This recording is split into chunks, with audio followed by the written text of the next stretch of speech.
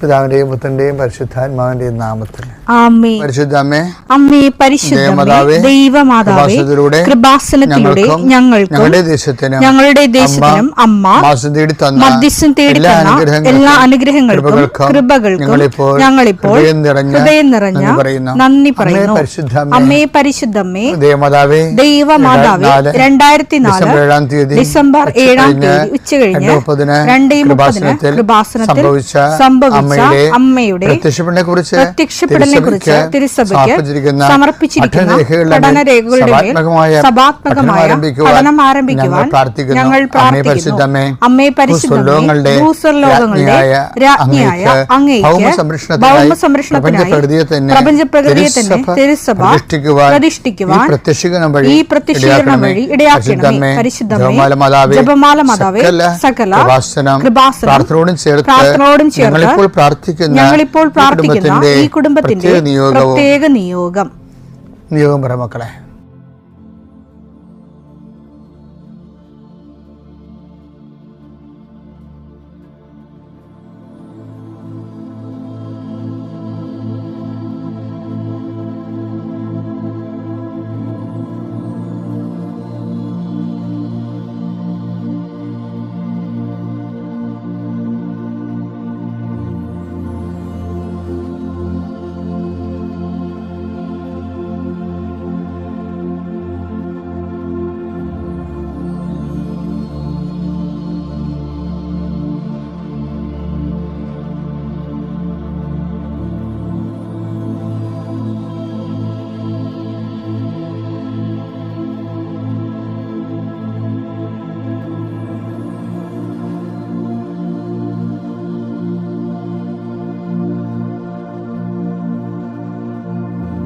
അമ്മയുടെ പ്രത്യക്ഷീകരണത്തിന്റെ ഈ അനുഗ്രഹവേളയിൽ ഞങ്ങൾക്ക് സാധിച്ചു തരുവാൻ കനിയണമേ. ആമേൻ. വിശ്വാസ പ്രമാണം. സർവശക്തനായ പിതാവും ആകാശത്തിന്റെയും ഭൂമിയുടെയും സൃഷ്ടാവുമായ ദൈവത്തിൽ ഞാൻ വിശ്വസിക്കുന്നു. അവിടുത്തെ ഏകപുത്രനും ഞങ്ങളുടെ കർത്താവുമായ ഈശോമിശിഹായിലും ഞാൻ വിശ്വസിക്കുന്നു. ഈ പുത്രൻ പരിശുദ്ധാത്മാവിനാൽ ഗർഭസ്ഥനായി കന്യകാമറിയത്തിൽ നിന്ന് പിറന്ന് പൊന്തിയോസ് പീലാത്തോസിന്റെ കാലത്ത് പീഡകൾ സഹിച്ച് കുരിശിൽ തറയ്ക്കപ്പെട്ട് മരിച്ച് അടക്കപ്പെട്ട് പാതാളങ്ങളിൽ ഇറങ്ങി മരിച്ചവരുടെ ഇടയിൽ നിന്ന് 3-ാം നാൾ ഉയർത്ത് സ്വർഗത്തിലേക്ക് എഴുന്നള്ളി സർവശക്തിയുള്ള പിതാവായ ദൈവത്തിന്റെ വലതുഭാഗത്തിരിക്കുന്നു. അവിടെ നിന്ന് ജീവിക്കുന്നവരെയും മരിച്ചവരെയും വിധിക്കുവാൻ വരുമെന്നും ഞാൻ വിശ്വസിക്കുന്നു. പരിശുദ്ധാത്മാവിലും ഞാൻ വിശ്വസിക്കുന്നു. വിശുദ്ധ കത്തോലിക്കാ സഭയിലും പുണ്യവാന്മാരുടെ ഐക്യത്തിലും പാപങ്ങളുടെ മോചനത്തിലും ശരീരത്തിന്റെ ഉയർപ്പിലും നിത്യമായ ജീവിതത്തിലും ഞാൻ വിശ്വസിക്കുന്നു. ആമേൻ. സുഖസ്ഥനായ ഞങ്ങളുടെ പിതാവേ, അങ്ങയുടെ നാമം പൂജിതമാകണമേ. അങ്ങയുടെ രാജ്യം വരണമേ. അങ്ങയുടെ തിരുമനസ് സ്വർഗത്തിലെ പോലെ ഭൂമിയിലും ആകണമേ. അന്നു വേണ്ടുന്ന ആഹാരം ഇന്ന് ഞങ്ങൾക്ക് തരണമേ. ഞങ്ങളോട് തെറ്റ് ചെയ്യുന്നവരോട് ഞങ്ങൾ ക്ഷമിക്കുന്നത് പോലെ ഞങ്ങളുടെ തെറ്റുകൾ ഞങ്ങളോടും ക്ഷമിക്കണമേ. ഞങ്ങളെ പ്രലോഭനത്തിൽ ഉൾപ്പെടുത്തരുതേ, തിന്മയിൽ ഞങ്ങൾ രക്ഷിക്കണമേ. ആമേൻ. നന്മ നിറഞ്ഞ മറിയമേ, സ്വസ്തി. കർത്താവ് അങ്ങയുടെ കൂടെ സ്ത്രീകളിൽ അങ്ങ് അനുഗ്രഹിക്കപ്പെട്ടവളാകുന്നു. അങ്ങയുടെ ഉദരത്തിൻ ഫലമായി ഈശോ അനുഗ്രഹിക്കപ്പെട്ടവനാകുന്നു. പരിശുദ്ധ മറിയമേ, തമ്പുരാന്റെ അമ്മേ, പാപികളായ ഞങ്ങൾക്ക് വേണ്ടി ഇപ്പോഴും ഞങ്ങളുടെ മരണസമയത്തും തമ്പുരാനോട് അപേക്ഷിക്കണമേ. ആമേൻ. കർത്താവേ, നിന്റെ ഉന്നതമായ നാമത്തിന് സ്വസ്ത്രം ചെയ്യുന്നു. കർത്താവേ, നിന്റെ വിശുദ്ധ പൗരോഹിത്യത്തെ മഹത്വപ്പെടുന്നു. കർത്താവ് 40 വർഷം ഞാൻ അർപ്പിച്ച കുർബാനയുടെ യോഗ്യതയാൽ കൃപാസനത്താറെ ജീവനോടെ പ്രത്യക്ഷപ്പെട്ട പരിശുദ്ധ അമ്മയുടെ മാധ്യസ്ഥത്തിൽ ഞാൻ മക്കളെ ഈശോ നാമത്തെ ആശീർവദിക്കുന്നു. ഈശോ ഇന്നീ പ്രാർത്ഥനയുടെ കുരിശിൻ്റെ ഒരു ആശീർവാദം കിട്ടിയിട്ട് തങ്ങളുടെ ജീവിതത്തിൻ്റെ ഉത്തരവാദിത്തങ്ങൾക്ക് പോകാൻ ആഗ്രഹിക്കുന്നവരെയാണ് ഈശോ ഞാനിപ്പോൾ പ്രധാനമായിട്ട് ഓർക്കുന്നത്. ഇന്നത്തെ യാത്രകളെല്ലാം ഞാൻ ആശീർവദിക്കുന്നു. നിൻ്റെ ഓരോ സംസാരവും നീ ആരോടൊക്കെ നിന്ന് സംസാരിച്ചാലും അതെല്ലാം നിനക്ക് അനുകൂലമായി വരാൻ ഞാൻ ആശീർവദിക്കുന്നു. നീ രേഖകൾ ഒപ്പിടുമ്പോഴേ കർത്താവിൻ്റെ ആശീർവാദം ഞാൻ നിനക്ക് നൽകുന്നു. നീ ഒരു പുസ്തകം വായിക്കുമ്പോഴേ, നീ എഴുതുമ്പോഴേ, നീ ഒരു രേഖ കൈമാറുന്നത് എല്ലാ പ്രക്രിയകളെയും കർത്താവിൻ്റെ നാമത്തിൽ ഞാൻ ആശീർവദിക്കുന്നു. നീ ഇന്ന് ആശുപത്രിയിലാണ് പോകണമെന്നുണ്ടെങ്കിൽ നിൻ്റെ ഡോക്ടർ നിൻ്റെ വിഷയങ്ങളെല്ലാം കേൾക്കുകയും കൃത്യമായ മരുന്ന് നിനക്ക് നിശ്ചയിച്ചു തരികയും കൃത്യമായ പ്രിസ്ക്രിപ്ഷൻ നൽകുകയും നല്ല ഡയഗ്നോസിസ് നടക്കാൻ വേണ്ടി, ഷാർപ്പ് ഡയഗ്നോസിന് വേണ്ടി എല്ലാ രോഗികളെയും ഈശോ നാമത്തിൽ ആശീർവദിക്കുന്നു. കർത്താവേ, നീ കഴിക്കുന്ന ഭക്ഷണം ഇന്ന് നീ ചിലപ്പോൾ പ്രാർത്ഥിക്കാതെ കഴിക്കാമായിരിക്കും, പെട്ടെന്ന് കഴിക്കുമായിരിക്കും, സാരമില്ല. എങ്കിലും നീ ഓർത്താലും ഓർത്തില്ലേലും നീ ഇന്ന് കഴിക്കാൻ പോകുന്ന മുഴുവൻ ഭക്ഷണപദാർത്ഥങ്ങളെ, നീ ഇന്ന് കുടിക്കാൻ പോകുന്ന മുഴുവൻ പാനീയങ്ങളെ, ശുദ്ധവെള്ളം ഉൾപ്പെടെ കർത്താവിൻ്റെ നാമത്തിൽ പിതാവിൻ്റെ പുത്രൻ്റെ പരിശുദ്ധനാമത്തെ ആശീർവദിക്കുന്നു. നമ്മൾ ഈ ദിവസങ്ങളിലെല്ലാം കാണുന്നത് ദൈവം നമ്മളെ ചേർത്ത് പിടിക്കുന്ന വചനങ്ങളെയാണ്. ആ ചേർത്ത് പിടിക്കാൻ ദൈവത്തിന് നമ്മുടെ കൂടെ നിൽക്കണമെന്നൊരു നിർബന്ധമില്ല. നമുക്ക് ഒരു ആശംസ കിട്ടിയാൽ മതി. ആശംസ കൊണ്ട് അതിജീവിക്കുന്ന ഒരു വലിയൊരു ദൈവാനുഭവം എസെക്കിയേലിന്റെ പുസ്തകത്തിലുണ്ട്. എസെക്കിയേൽ 16-ാം അധ്യായം 6-7 വാക്യങ്ങൾ. ഞാൻ നിന്റെ അടുക്കലൂടെ കടന്നു പോയപ്പോൾ നീ ചോരയിൽ കിടന്ന് ഉരുളുന്നത് കണ്ട് നിന്നോട് പറഞ്ഞു ജീവിക്കുക, വയലിലെ ചെടി പോലെ വളരുക. അപ്പൊ ഒരു ആശംസ മാത്രമേ അവിടെ ഉള്ളൂ. പിന്നെ ഒരു കുറെ കാലം കഴിയുമ്പോൾ ദൈവം ഈ വ്യക്തിയുടെ മുമ്പിലൂടെ കടന്നു പോകും. അത് ഇസ്രയേലാണ് ഉദ്ദേശിക്കുന്നത്. പക്ഷേ വ്യക്തികളുടെ ആധ്യാത്മിക ജീവിതത്തിൽ സത്യമാണ്. നമ്മുടെ അടുത്തുകൂടെ കടന്നു പോകുമ്പോൾ ദൈവം നമുക്കൊരു ആശംസ തരും. ജീവിക്കുക, വയലിലെ ചെടി പോലെ വളരുക. അപ്പോഴെന്താ പറയണത്? എസെക്കിയേൽ 16:8. ഞാൻ വീണ്ടും നിന്റെ അടുക്കിലൂടെ കടന്നുപോയി, നിന്നെ നോക്കി നിനക്ക് വിവാഹപ്രായമായെന്ന് ഞാൻ മനസ്സിലാക്കി. എന്റെ മേലങ്കി കൊണ്ട് നിന്റെ നഗ്നത ഞാൻ മറച്ചു. ഞാൻ നിന്നോട് സ്നേഹവാഗ്ദാനത്തോടെ ഒരു ഉടമ്പടി ചെയ്തു. അങ്ങനെ നീ എന്റേതായി തീർന്നു. എന്ത് വിഷയം എന്ന് പറയുന്നത്, ഉടമ്പടി എന്ന് പറയുന്നത് നിസ്സാര വിഷയമല്ല. നമ്മൾ അനാഥമായി ഓർഫണായി അഡ്രസ് ഇല്ലാതെ കിടക്കുമ്പോൾ നമ്മളൊരു ഉടമ്പടി ദൈവമായിട്ട് ചെയ്ത് കഴിയുമ്പോൾ ദൈവത്തിൻ്റെ എല്ലാ വാഗ്ദാനങ്ങളും, വാഗ്ദാനത്തെ കുറിച്ച് അവിടെ പറയുന്നുണ്ട്. ഞാൻ നിന്നോട് സ്നേഹവാഗ്ദാനത്തോടെ ഒരു ഉടമ്പടി ചെയ്തു. അങ്ങനെ നീ എന്റേതായി തീർന്നു. അപ്പൊ നമ്മള് ഈ ഉടമ്പടി ചെയ്യുമ്പോൾ എന്താ സംഭവിക്കുന്നത്? നമ്മൾ ദൈവത്തിൻ്റെതായി തീരുകയാണ്. അതോടുകൂടി നമ്മുടെ എല്ലാ ദുഃഖങ്ങളും ഭാരങ്ങളും പ്രശ്നങ്ങളും ദൈവത്തിൻ്റെതാകും. ദൈവത്തിന് അറിയാം അതെങ്ങനെ പരിഹരിക്കണമെന്ന്. അതിൻ്റെ ഉടമ്പടി നീ വിശ്വസ്ത പാലിച്ച് മുന്നോട്ട് പോവുക. ത്രിയേക ദൈവത്തിന് സ്തുതിയായിരിക്കട്ടെ. എൻ്റെ പേര് മിനി. ഞാൻ പത്തനംതിട്ടയിൽ നിന്ന് വരുന്നു. ഞാൻ 2021 നവംബറിലാണ് തീർത്ഥാടന ഉടമ്പടി എടുത്തത്. നവംബർ ആദ്യം ഞാൻ ഓൺലൈൻ ഉടമ്പടി എടുത്തു. അന്ന് കിട്ടിയ അനുഗ്രഹങ്ങളും തീർത്ഥാടന ഉടമ്പടി എടുത്ത അനുഗ്രഹങ്ങൾക്കും ഞാൻ 2 പ്രാവശ്യം ഈ അമ്മ പ്രതിഷ്ഠപ്പെട്ട ഈ ആൾത്താരയിൽ വന്ന് ഞാൻ സാക്ഷ്യം പറഞ്ഞിട്ടുണ്ട്. ഇതെൻ്റെ 3ാമത്തെ സാക്ഷ്യമാണ്. ഞങ്ങൾക്ക് ഒരു കേസുണ്ടായിരുന്നു. ആ കേസ് ഒരു സത്യമല്ലാത്ത ഒരു കേസായിരുന്നു. ഞാൻ 15ാമത്തെ ഉടമ്പടിയാണ് ഇപ്പോൾ അതിലാണ് നിലനിൽക്കുന്നത്. അപ്പോൾ ഉടമ്പടിയിലായിരിക്കുമ്പോൾ ഞാൻ എപ്പോഴും അമ്മയുടെ മാധ്യസ്ഥം യാചിക്കാറുണ്ട്. എന്ത് പ്രതിസന്ധി വന്നാലും പ്രയാസങ്ങൾ വന്നാലും അമ്മയുടെ മാധ്യസ്ഥം യാചിക്കും, പ്രാർത്ഥിക്കും. തൈലവും വിശുദ്ധ ഉപ്പും ഞാൻ ഉപയോഗിക്കും. അപ്പോൾ ഇങ്ങനെ കേസ് അവരോട് വാക്കാൽ പറഞ്ഞിട്ട് അവർ മാറുന്നില്ലായിരുന്നു. സത്യമുള്ള ഒരു കേസല്ലായിരുന്നു. അപ്പോൾ പക്ഷേ അത് ഞാൻ ഇവിടെ ആ കോടതിയിൽ നിന്ന പേപ്പർ ഞാൻ ഇവിടെ വന്ന് ഈ അൾത്താരയുടെ മുമ്പിൽ അമ്മ പ്രത്യക്ഷപ്പെട്ട ഈ സന്നിധിയിൽ വന്ന് പ്രാർത്ഥിച്ചുകൊണ്ടിരുന്നപ്പോൾ എനിക്കൊരു ഉൾപ്രേരണ ഉണ്ടായി. അമ്മ മാതാവ് പറയുന്ന പോണക്ക് അച്ഛനെ ഒന്ന് കാണണമെന്ന്. അപ്പം ഞാൻ അച്ഛനെ കാണാനായിട്ട് ഓഫീസിൽ ചെന്നപ്പോൾ അവിടെ ഒരു ബ്രദർ പറയുന്നു കോർട്ടിൽ നിന്ന് പേപ്പർ കിട്ടിയവർ കടന്നു വരാൻ. അപ്പം ഞാൻ കയറി ചെന്നു. എനിക്ക് ടോക്കൺ കിട്ടി. ഞാൻ അച്ഛൻ്റെ കയ്യിൽ ആ പേപ്പർ കൊടുത്തു. അച്ഛൻ ബ്ലസ് ചെയ്തു. പേപ്പർ ടോക്കൺ അച്ഛനൊരു കാശുരൂപം തന്നു.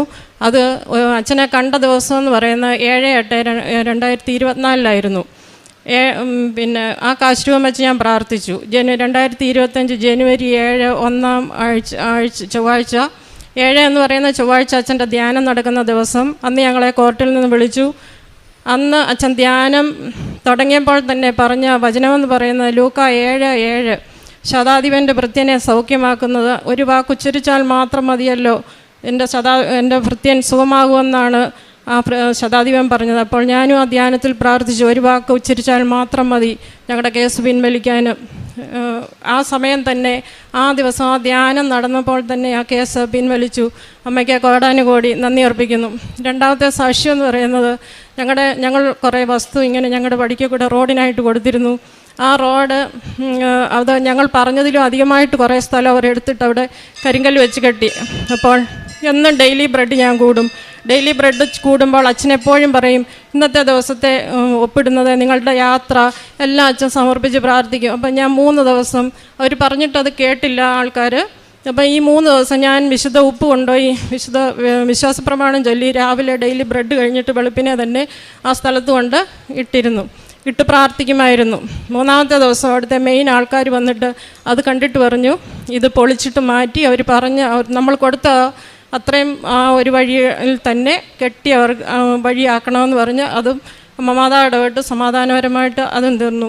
3-ാമത്തെ സാക്ഷ്യം എന്ന് പറയുന്നത്, എനിക്ക് കുറേ നാളുകളായിട്ട് എൻ്റെ വിരലിലൊരു അരിമ്പാറ പോണക്ക് വിരലിൽ വെള്ളം വീഴുമ്പോഴൊക്കെ അതിങ്ങനെ പഴുത്ത് വരും. അതിങ്ങനെ ഒരു സോപ്പൊക്കെ എടുക്കുമ്പോഴൊക്കെ ഒത്തിരി ബുദ്ധിമുട്ടായിരുന്നു, വർഷങ്ങളായിട്ടുള്ളായിരുന്നു. പിന്നെ കാതിങ്ങനെ ഒരു 6 മാസം കൊണ്ട് ഇങ്ങനെ എപ്പോഴും പഴുകും. അത് ഇടയ്ക്കിടയ്ക്ക് ഉണ്ടാറാണ്. പക്ഷേ ഞാനിതെല്ലാം ഈ വിശുദ്ധ തൈലവും ഉപയോഗിച്ച് വിശ്വാസപ്രമാണം ചൊല്ലി പ്രാർത്ഥിച്ചു. അതും എനിക്ക് സൗഖ്യമായി. അങ്ങനെ നിരവധി സൗഖ്യങ്ങളും അമ്മയുടെ ഒരു മാധ്യസ്ഥവും സാന്നിധ്യം എപ്പോഴും എനിക്ക് ഉണ്ടാകാറുണ്ട്. എപ്പോഴും ഞാൻ ഇപ്പോൾ വർഷങ്ങളായിട്ട് 15 പ്രാവശ്യം ഞാൻ ഉടമ്പടി പുതുക്കി അമ്മയുടെ സാന്നിധ്യത്തിൽ ഉടമ്പടിയിൽ തന്നെ ആയിരിക്കുന്നതുകൊണ്ട് ഞാൻ എപ്പോഴും വിശ്വാസപ്രമാണം ചൊല്ലി കാശുരൂപവും തൈലവും ഉപ്പും ഞാൻ ഉപയോഗിച്ചാണ് ഏത് കാര്യത്തിനും. വീട്ടിൽ നിന്ന് ഇറങ്ങിയാൽ പോലും ഇറങ്ങുന്നത് തന്നെ വിശുദ്ധ തൈലം പുരട്ടി കാശുരൂപം എടുത്തുകൊണ്ടാണ് ഏത് കാര്യത്തിനും ഞാൻ പോകാറ്. അമ്മയുടെ സാന്നിധ്യം എപ്പോഴും എല്ലാത്തിനും ഉണ്ട്. അതുകൊണ്ട് മറ്റുള്ളവർക്ക് വേണ്ടി പ്രാർത്ഥിക്കുമ്പോൾ അവർക്ക് അനുഗ്രഹങ്ങൾ കിട്ടാറുണ്ട്. അവർക്ക് പേപ്പർ, കാശുരൂപം, വിശുദ്ധ വസ്തുക്കളൊക്കെയും കൊടുക്കാറുണ്ട്. പിന്നെ പേപ്പറാണെങ്കിൽ ഓരോ മാസവും ഞാനിവിടെ വരും. ഓരോ മാസവും വന്ന് 2 കെട്ട് പേപ്പർ മേടിക്കും. ആ പേപ്പർ മേടിച്ച് എല്ലാവർക്കും കൊടുക്കും. എല്ലാവർക്കും കുറച്ച് പേപ്പർ എൻ്റെ കയ്യിൽ വെച്ചിരിക്കും, ആൾക്കാർ അർഹതപ്പെട്ടവർക്ക് കൊടുക്കാനായിട്ട്. പിന്നെ കാരുണ്യ പ്രവൃത്തികൾ എന്ന് പറയുന്നത് എന്നാലാകുന്ന സഹായങ്ങൾ, അതിന്നല്ല പണ്ട് തൊട്ടേയുള്ള ഒരു കാര്യമാണ് മറ്റുള്ളവരെ സഹായിക്കുക എന്നുള്ളത്. എന്നാലാകുന്ന സഹായങ്ങൾ എപ്പോഴും ഞാൻ മറ്റുള്ളവർക്ക് ചെയ്യാറുണ്ട്. ബൈബിൾ മേടിച്ച് കൊടുത്തിട്ടുണ്ട്. അങ്ങനെ ഓരോരോ കാര്യങ്ങളും എന്നാലാകുന്ന പോലൊക്കെ ഞാൻ ചെയ്യാറുണ്ട്. ഈ സാക്ഷ്യം ഇവിടെ പറയാനായിട്ട് വൈകിയതിനെ ഓർത്ത് അമ്മ മാതാവിനോട് ഈശോയോട് മാപ്പി ചോദിക്കുന്നു. ഇത്രയെല്ലാം അനുഗ്രഹങ്ങൾ തന്ന, ഇനി ഉടമ്പടിയിൽ തന്നെ നിൽക്കാനായിട്ട് ആഗ്രഹിക്കുന്നു. ഇത്രയേറെ അനുഗ്രഹങ്ങൾ തന്ന അമ്മ മാതാവിനെ ഈശോയ്ക്കും കോടാനുകോടി നന്ദി അർപ്പിച്ചുകൊണ്ട് സങ്കീർത്തനങ്ങൾ 145 17 മുതൽ 19 വരെ തിരുവചനങ്ങൾ. കർത്താവിൻ്റെ വഴികൾ നീതിനിഷ്ഠവും, അവിടുത്തെ പ്രവൃത്തികൾ കൃപാപൂർണവുമാണ്. തന്നെ വിളിച്ചപേക്ഷിക്കുന്നവർക്ക്, ഹൃദയ പരമാർത്ഥതയോടെ വിളിച്ചപേക്ഷിക്കുന്നവർക്ക് കർത്താവ് സമീപസ്ഥനാണ്. തൻ്റെ ഭക്തന്മാരുടെ ആഗ്രഹം അവിടുന്ന് സഫലമാക്കുന്നു. അവിടുന്ന് അവരുടെ നിലവിളി കേട്ട് അവരെ രക്ഷിക്കുന്നു. മിനി ജെയിംസ് എന്ന ഈ സഹോദരി തൻ്റെ ഉടമ്പടി ജീവിതത്തിലെ ഏറ്റവും പ്രധാനപ്പെട്ട ഒരു നിയോഗം അമ്മ മാതാവിൻ്റെ തിരുനടയിൽ സാധിച്ചതാണ് സാക്ഷ്യപ്പെടുത്തുന്നത്. അത് ഒരു കേസുമായി ബന്ധപ്പെട്ടുള്ള വിഷയമാണ്.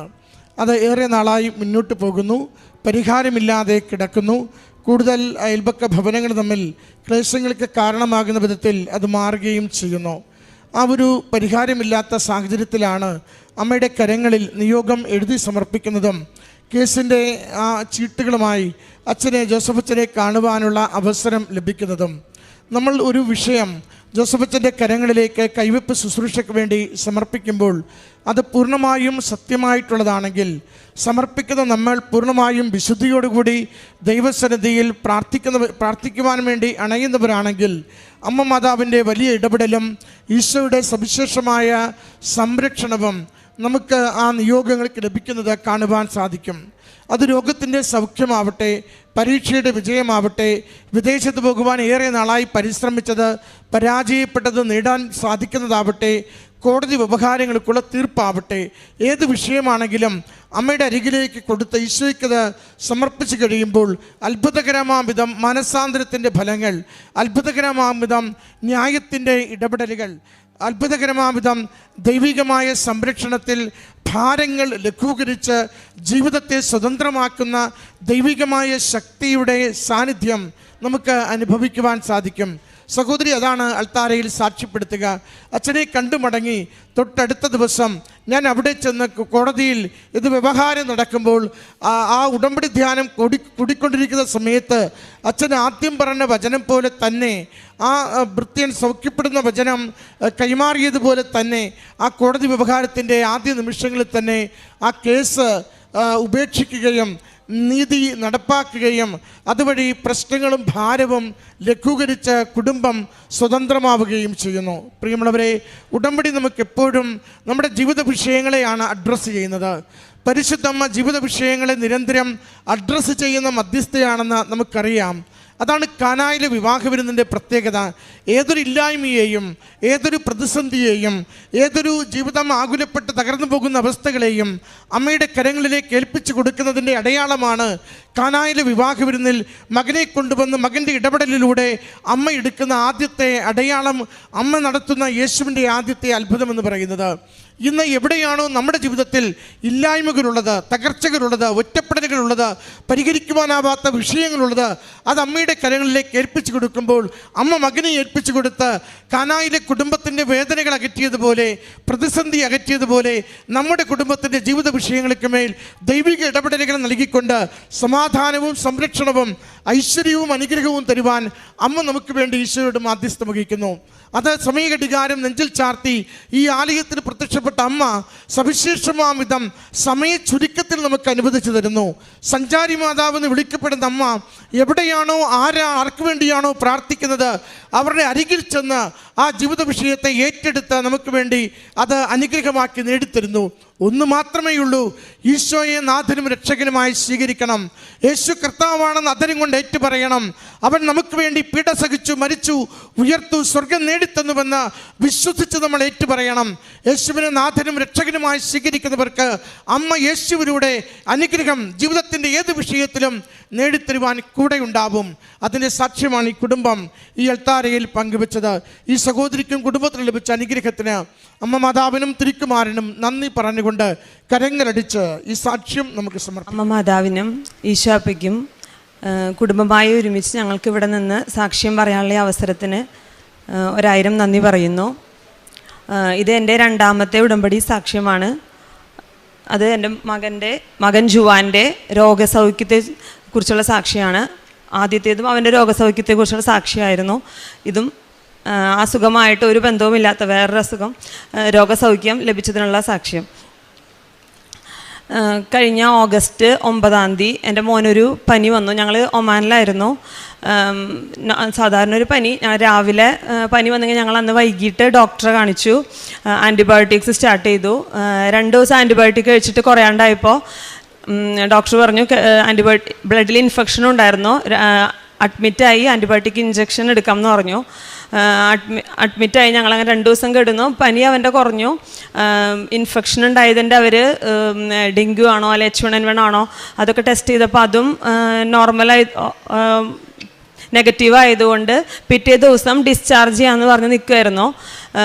13 വെളുപ്പിന്. അതിന് തൊട്ട് മുമ്പ് വരെ അവൻ വളരെ ആക്റ്റീവായിട്ട് കളിച്ച് ഡോക്ടർ കൈമത്തെ ട്രിപ്പ് പോയിക്കൊണ്ടിരുന്ന ട്യൂബ് അത് ഊരിത്തരാം മോൻ കളിച്ചോ എന്ന് പറഞ്ഞ് അത്ര ആക്റ്റീവായിട്ട് അവൻ കളിച്ചുകൊണ്ടിരുന്ന് അവനെയാണ് ബെഡിൽ ഉറക്കാനായിട്ട് ഞാൻ കെടുത്തി. അപ്പോൾ തന്നെ നല്ല ക്ഷീണം കൊണ്ട് അവൻ ഉറങ്ങിപ്പോയായിരുന്നു. ഞാനും ലൈറ്റ് കെടുത്തി, മൂത്തവനെയും കെടുത്തി ബെഡിലേക്ക് കിടക്കാൻ വരുന്ന ഗ്യാപ്പിൽ അവന് ബെഡിൽ എഴുന്നേറ്റിരുന്നു. വൊമിറ്റ് ചെയ്ത സമയത്ത് ആളുടെ റെസ്പോൺസ് കുറഞ്ഞു.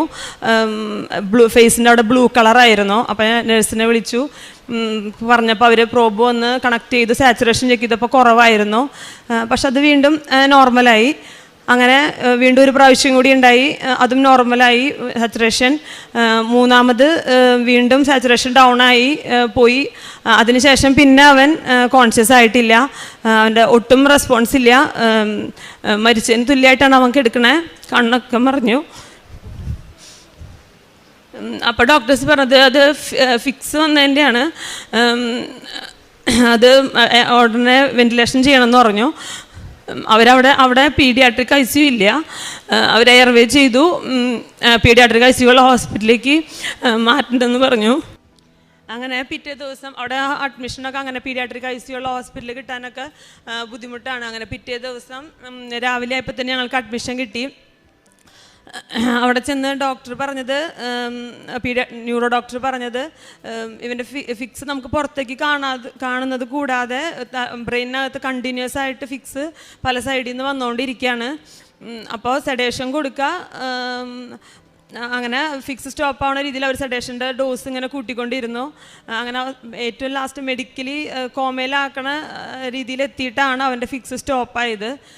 പക്ഷേ അങ്ങനെ നമുക്ക് 2 ദിവസത്തിനും കൂടുതൽ അങ്ങനെ കെടുത്താൻ പറ്റില്ല, ഡോസ് കുറച്ച് കൊണ്ടുവരണം. അപ്പോൾ ഈ ഒരു ഗ്യാപ്പിൽ നമുക്ക് നാട്ടിലേക്ക് ഷിഫ്റ്റ് ചെയ്യാമെന്ന് പറഞ്ഞു. അങ്ങനെ വെൻറ്റിലേഷൻ സപ്പോർട്ടോടും ഡോക്ടറും നേഴ്സൊക്കെ കൂടി ഞങ്ങൾ അവനെ എയർലിഫ്റ്റ് ചെയ്തു, അമൃതയിലേക്ക് ഷിഫ്റ്റ് ചെയ്തു. ഇവനവിടെ ICUവിൽ കിടന്ന ഒമാനിലെ ICUവിൽ കിടന്ന സമയത്തെല്ലാം നല്ലൊരു ദൈവം കൂടെ ഉണ്ടെന്നുള്ളൊരു വിശ്വാസം ഉണ്ടായിരുന്നു. അതുകൊണ്ടാണ് ഞങ്ങൾക്ക് അവിടെ പിടിച്ചു നിൽക്കാൻ പറ്റിയതും. ഇവന് ICUവിൽ കിടന്ന സമയത്ത് ആദ്യത്തെ 13-ാം തീയതി അഡ്മിറ്റായത്. 15-ാം തീയതി ഇവിടെ അവൻ ICUവിൽ എടുക്കുന്ന ഫോട്ടോയും കൊണ്ട് മമ്മിയും ചേട്ടനും കൂടി വന്നിട്ട് ഫോട്ടോ അച്ഛനെ കാണിക്കാനായിട്ട് ഇവിടെ കൃപാസനത്തിൽ കൊണ്ടുവന്നായിരുന്നു. അപ്പോൾ അച്ഛനന്ന് ഇവിടെ ടോക്കൺ എടുത്ത് കാണുന്നത് കഴിഞ്ഞു. അയർലൻഡിലേക്ക് പോകാനായിട്ട് കാറിലേക്ക് കയറാൻ നിൽക്കുന്ന സമയത്ത് നിന്നപ്പോൾ ഫോട്ടോ കൊണ്ട് കാണിച്ചു കൊടുത്തു. അപ്പോൾ മാതാവിൻ്റെ സമർപ്പിച്ചിരിക്കുന്നു എന്ന് അച്ഛൻ അന്ന് പറഞ്ഞ് അവൻ്റെ ഫോട്ടോയിൽ കൈവച്ച് പ്രാർത്ഥിച്ചായിരുന്നു. അന്ന് തന്നെ രാവിലത്തെ ഡെയിലി ബ്രെഡിൽ അച്ഛൻ കുട്ടികൾക്ക് വേണ്ടി, രോഗം ഉള്ള കുട്ടികൾക്ക് വേണ്ടി, അത് കുറഞ്ഞും വീണ്ടും വരുന്നു ആ അവസ്ഥയിലുള്ള കുട്ടികൾക്ക് വേണ്ടി പ്രത്യേകം പ്രാർത്ഥിച്ചായിരുന്നു. അത് കഴിഞ്ഞ് വന്ന 19-ാം തീയതിയിലത്തെ ചൊവ്വാഴ്ചയിലത്തെ ധ്യാനത്തിൽ ഇവൻ്റെ അടുത്ത് ആ ധ്യാനം വെച്ച് ഞാൻ പ്രാർത്ഥിച്ചുകൊണ്ടിരിക്കുന്ന സമയത്ത് നിങ്ങൾക്ക് നിങ്ങളുടെ ഏതെങ്കിലും രോഗസൗഖ്യ പ്രാർത്ഥന കഴിഞ്ഞ് നിങ്ങളുടെ ഏതെങ്കിലും ആവശ്യങ്ങൾ അച്ഛൻ വിട്ടുപോയിട്ടുണ്ടെങ്കിൽ അത് സമർപ്പിച്ച് മൗനമായിട്ട് പ്രാർത്ഥിക്കാൻ പറഞ്ഞ സമയത്ത് ഇവൻ്റെ തലയിൽ കൈവച്ച് പ്രാർത്ഥിക്കുന്ന സമയത്ത് അച്ഛൻ പറഞ്ഞു, ബ്രെയിൻ അസുഖമുള്ള വ്യക്തിയെ സുഖപ്പെടുത്തുന്നതായിട്ട് അച്ഛൻ്റെ മെസ്സേജ് കിട്ടുന്നതായിട്ട് പറഞ്ഞു. അതൊക്കെ ഈ ഇത്രയും ദിവസങ്ങൾ മൊത്തം 71 ദിവസമാണ് ഞങ്ങൾ ഹോസ്പിറ്റലിൽ കിടന്നത്, 55 ദിവസം ICUവിലും. ആ സമയത്തൊക്കെ പിടിച്ചിട്ടുള്ള ശക്തി കിട്ടിയത് ഈ ഒരു വിശ്വാസവും ഇവിടെ ധ്യാനത്തിലൂടെയുള്ള അച്ഛൻ്റെ ഓരോ മെസ്സേജസും ആയിരുന്നു. അങ്ങനെ അവിടെ നിന്ന് ഷിഫ്റ്റ് ചെയ്തു, അമൃതയിലെത്തി. അപ്പോൾ ഡോക്ടേഴ്സ് ഞങ്ങളോട് ആദ്യം പറഞ്ഞത്, നിങ്ങളുടെ ആക്റ്റീവായിട്ടുള്ള കുട്ടി എന്തോരം തിരിച്ചു വരുന്നത് ഞങ്ങൾക്ക് അവർക്ക് ഉറപ്പ് പറയാൻ പറ്റില്ല, പറയാൻ പറ്റില്ല. പിന്നെ ടൈം എടുക്കും. അതുപോലെ ഫിനാൻഷ്യലി ആയാലും നമ്മൾ ഹോസ്പിറ്റലിൽ അത്രയും ദിവസം നിൽക്കാനുമായിട്ടുള്ള ഞങ്ങളെ മെൻ്റലി പ്രിപ്പയർ ചെയ്യാനുള്ള ഒരു കൗൺസിലിംഗ് ആയിരുന്നു അവർ അത് ഞങ്ങൾക്ക് തന്നിരുന്നത്. ഇതേപോലെ സെയിം അസുഖം വന്ന കുട്ടികൾ, കോംപ്ലക്സ് ആയിട്ടുള്ളൊരു അസുഖമാണ്, പക്ഷേ അതുപോലെ അസുഖം വന്ന കുട്ടികൾ അവിടെ 7 മാസമായിട്ടുള്ള കുട്ടികളൊക്കെ ഉണ്ട്. അപ്പോൾ അത്രയും ടൈം എടുക്കും എന്നുള്ളൊരു കൗൺസിലിംഗ് ആയിരുന്നു ഞങ്ങൾക്ക് അവിടെ നിന്ന് തന്നിരുന്നത്. അങ്ങനെ ഞങ്ങളെ മെൻ്റലി പ്രിപ്പയർ ചെയ്തു. പക്ഷേ അപ്പോഴും നമ്മൾ അതിൻ്റെ കൂടെ ഡോക്ടർ ഒരു കാര്യം കൂടി പറഞ്ഞു, ഇവന് കോംപ്ലക്സ് ആയിട്ടുള്ളൊരു മുന്നത്തെ ഒരു അസുഖത്തിന് ഞാൻ സാക്ഷ്യം പറഞ്ഞെന്ന് പറഞ്ഞല്ലോ, അതും ഒരു കോംപ്ലക്സും റയറായിട്ടുള്ളൊരു അസുഖമായിരുന്നു. അപ്പോൾ ഡോക്ടർ പറഞ്ഞു, ആ ഒരു അസുഖമുള്ള ഒരു കുട്ടി, അതും ആൺകുട്ടിയാണെങ്കിൽ ജീവിക്കില്ലായിരുന്നു, 7 വർഷം നിങ്ങൾക്ക് ഇവനെ കിട്ടിയത് ഭാഗ്യമാണെന്നാണ് ഞങ്ങളോട് ഡോക്ടർ അന്ന് ആദ്യത്തെ ദിവസം തന്നെ പറഞ്ഞതും. അപ്പോൾ അത് ഭാഗ്യമല്ല, നമുക്ക് പ്രാർത്ഥിച്ച് ദൈവാനുഗ്രഹം കൊണ്ട് കിട്ടിയതാണ് മോനെ. അപ്പോൾ ഇതിൽ നിന്ന് രക്ഷപ്പെട്ട് ഡോക്ടർ ഇങ്ങനെ നമ്മളെ കൗൺസിലിംഗ് ചെയ്തെങ്കിൽ ഇതിൽ നിന്നും രക്ഷപ്പെട്ട് അവൻ ആക്റ്റീവായിട്ട് വരും. ഇവിടെ സാക്ഷ്യം പറഞ്ഞ ഇവന് വേണ്ടി സാക്ഷ്യം പറഞ്ഞിട്ടുള്ള ഇതാണ് ഞാനിവിടെ. അപ്പോൾ അത് ആരും അന്ന് സാക്ഷ്യം പറഞ്ഞ കുട്ടിയിലെ ഈ വയ്യാണ്ട് കിടക്കുന്നതെന്ന് എന്നോട് ആരും ചോദ്യം ചെയ്യേണ്ടി വരരുതല്ലോ. അതും മാതാവിനും കൂടി അതിലപ്പോൾ അവനെ ഓക്കെ ആക്കിയിട്ട് വരുത്തേണ്ട ഒരു ഉത്തരവാദിത്തം ഇതുണ്ടല്ലോ. അപ്പോൾ വരും എന്നുള്ള വിശ്വാസം ഉണ്ടായിരുന്നു. അങ്ങനെ അവരുടെ ട്രീറ്റ്മെൻറ്റ് എന്ന് പറയണത് ഇപ്പോൾ മെഡിക്കലി കോമയിലാക്കിയിട്ട് നമ്മൾ ഇങ്ങോട്ട് കൊണ്ടുവന്നാൽ സ്വയം ശ്വാസം പോലും എടുക്കുന്നില്ല. അവിടെ നിന്ന് ആ സെഡേഷൻ്റെ ഡോസ് കുറച്ച് കൊണ്ടുവരിക, അപ്പോൾ ഫിക്സ് വരും, അതിനെ ട്രീറ്റ് ചെയ്യുക, ആ രീതിയിലായിരുന്നു അവരുടെ ട്രീറ്റ്മെൻറ്റ്. അപ്പോൾ അങ്ങനെ കുറച്ച് കൊണ്ടുവരുമ്പോൾ അവന് വീണ്ടും ഫിക്സ് വരും. അങ്ങനെയാണ് അവർ ചെയ്തുകൊണ്ടിരുന്നത്. ഞങ്ങളിവിടെ നാട്ടിൽ വന്നതിന് ശേഷം ഞാൻ ഹസ്ബൻഡും കൂടി വന്ന് വീണ്ടും ഉടമ്പടി എൻ്റെ പുതുക്കാനായിട്ട് ഇങ്ങോട്ട് വന്നു. വരുന്നതിൻ്റെ തലേ ദിവസം ഞാൻ ഇവൻ്റെ അടുത്തേക്ക് ചെന്ന് കഴിഞ്ഞപ്പോൾ സെഡേഷൻ്റെ ഡോസ് കുറച്ച് തുടങ്ങിയെന്ന് പറഞ്ഞല്ലോ. അപ്പോൾ അത് കുറച്ച് തുടങ്ങിയപ്പോൾ അവൻ കണ്ണൊക്കെ തുറക്കാൻ തുടങ്ങിയായിരുന്നു. ഞാൻ അവനെ കാണാനായിട്ട് ചെന്നപ്പോൾ അവൻ കണ്ണ് തുറന്ന് കിടക്കുകയാണ്. കിടക്കുകയാണ്. അപ്പോൾ സിസ്റ്ററിൻ്റെ അടുത്ത് ഞാൻ ചോദിച്ചു സംസാരിച്ചോട്ടെ എന്ന് ചോദിച്ചു. സംസാരിച്ചോളാം പറഞ്ഞു. അവൻ അങ്ങനെ സെഡേഷനിൽ കിടക്കുകയാണെങ്കിൽ നമ്മൾ ഉപബോധ മനസ്സിലത് കേൾക്കുന്നുണ്ടായിരിക്കുന്ന ഒരു മുന്നേ ഞങ്ങളോട് പറഞ്ഞിരുന്നു. അപ്പോൾ അടുത്ത് പോയിട്ട് ചേട്ടിൽ പറഞ്ഞു അമ്മ നാളെ കൃപാസനത്തിലേക്ക് പോകുന്നു അവനോട് പറഞ്ഞു. അപ്പോൾ 16 ദിവസത്തിന് ശേഷം അന്നാണ് അവൻ ആദ്യമായിട്ട് അവൻ്റെ റെസ്പോൺസ് ഞങ്ങൾ കണ്ടത്. ചിരിച്ചു അവനൊന്ന്. അപ്പോൾ എനിക്ക് ഭയങ്കര സന്തോഷമായി. കാരണം അത്രയും ദിവസം ഒരു അനക്കൂലണ്ടൊക്കെ കിടന്നിരുന്നത്. അത് അവൻ ചിരിച്ചതും ഞാനിങ്ങനെ കൃപാസനത്തിൽ പോവാമെന്ന് പറഞ്ഞപ്പോഴാണല്ലോ. അപ്പോൾ എനിക്ക് വീണ്ടും നല്ല ധൈര്യമായി. അങ്ങനെ ഞങ്ങൾ നല്ല ഇനിയും എല്ലാം ഓക്കെ ആവുന്നുള്ള വിശ്വാസത്തിലാണ് വീണ്ടും കൃപാസനത്തിലേക്ക് അന്ന് പിറ്റേ ദിവസം വന്നു ഇങ്ങോട്ട്.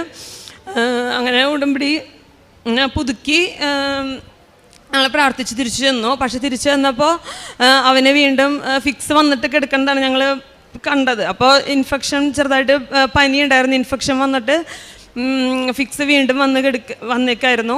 പിന്നെ അവർ വീണ്ടും അത് മരുന്നിൻ്റെ ഡോസ് കുറച്ച് തുടങ്ങിയപ്പോഴാണല്ലോ ഫിക്സ് വന്നത്. അപ്പോൾ വീണ്ടും മരുന്ന് കൊടുത്തു. അങ്ങനെ മരുന്ന് ഡോസ് പിന്നെയും കുറയ്ക്കുമ്പോൾ എല്ലാ ചൊവ്വാഴ്ചകളിലായിരിക്കും സാറ് അവനെ റൂമിലേക്ക് ഷിഫ്റ്റ് ചെയ്യാമെന്ന് പറയാം. അവർ ICUന്ന് ഷിഫ്റ്റ് ചെയ്യണേക്കാളും മുന്നേ മെഡിസിൻ്റെ ഡോസൊക്കെ കുറച്ച് ഇഞ്ചക്ഷൻ പോണ ഫിക്സിൻ്റെ മരുന്നുകളൊക്കെ ഗുളികയാക്കും. ആ സമയത്താണ് ഇവന് വീണ്ടും ഫിക്സ് വരാറ്.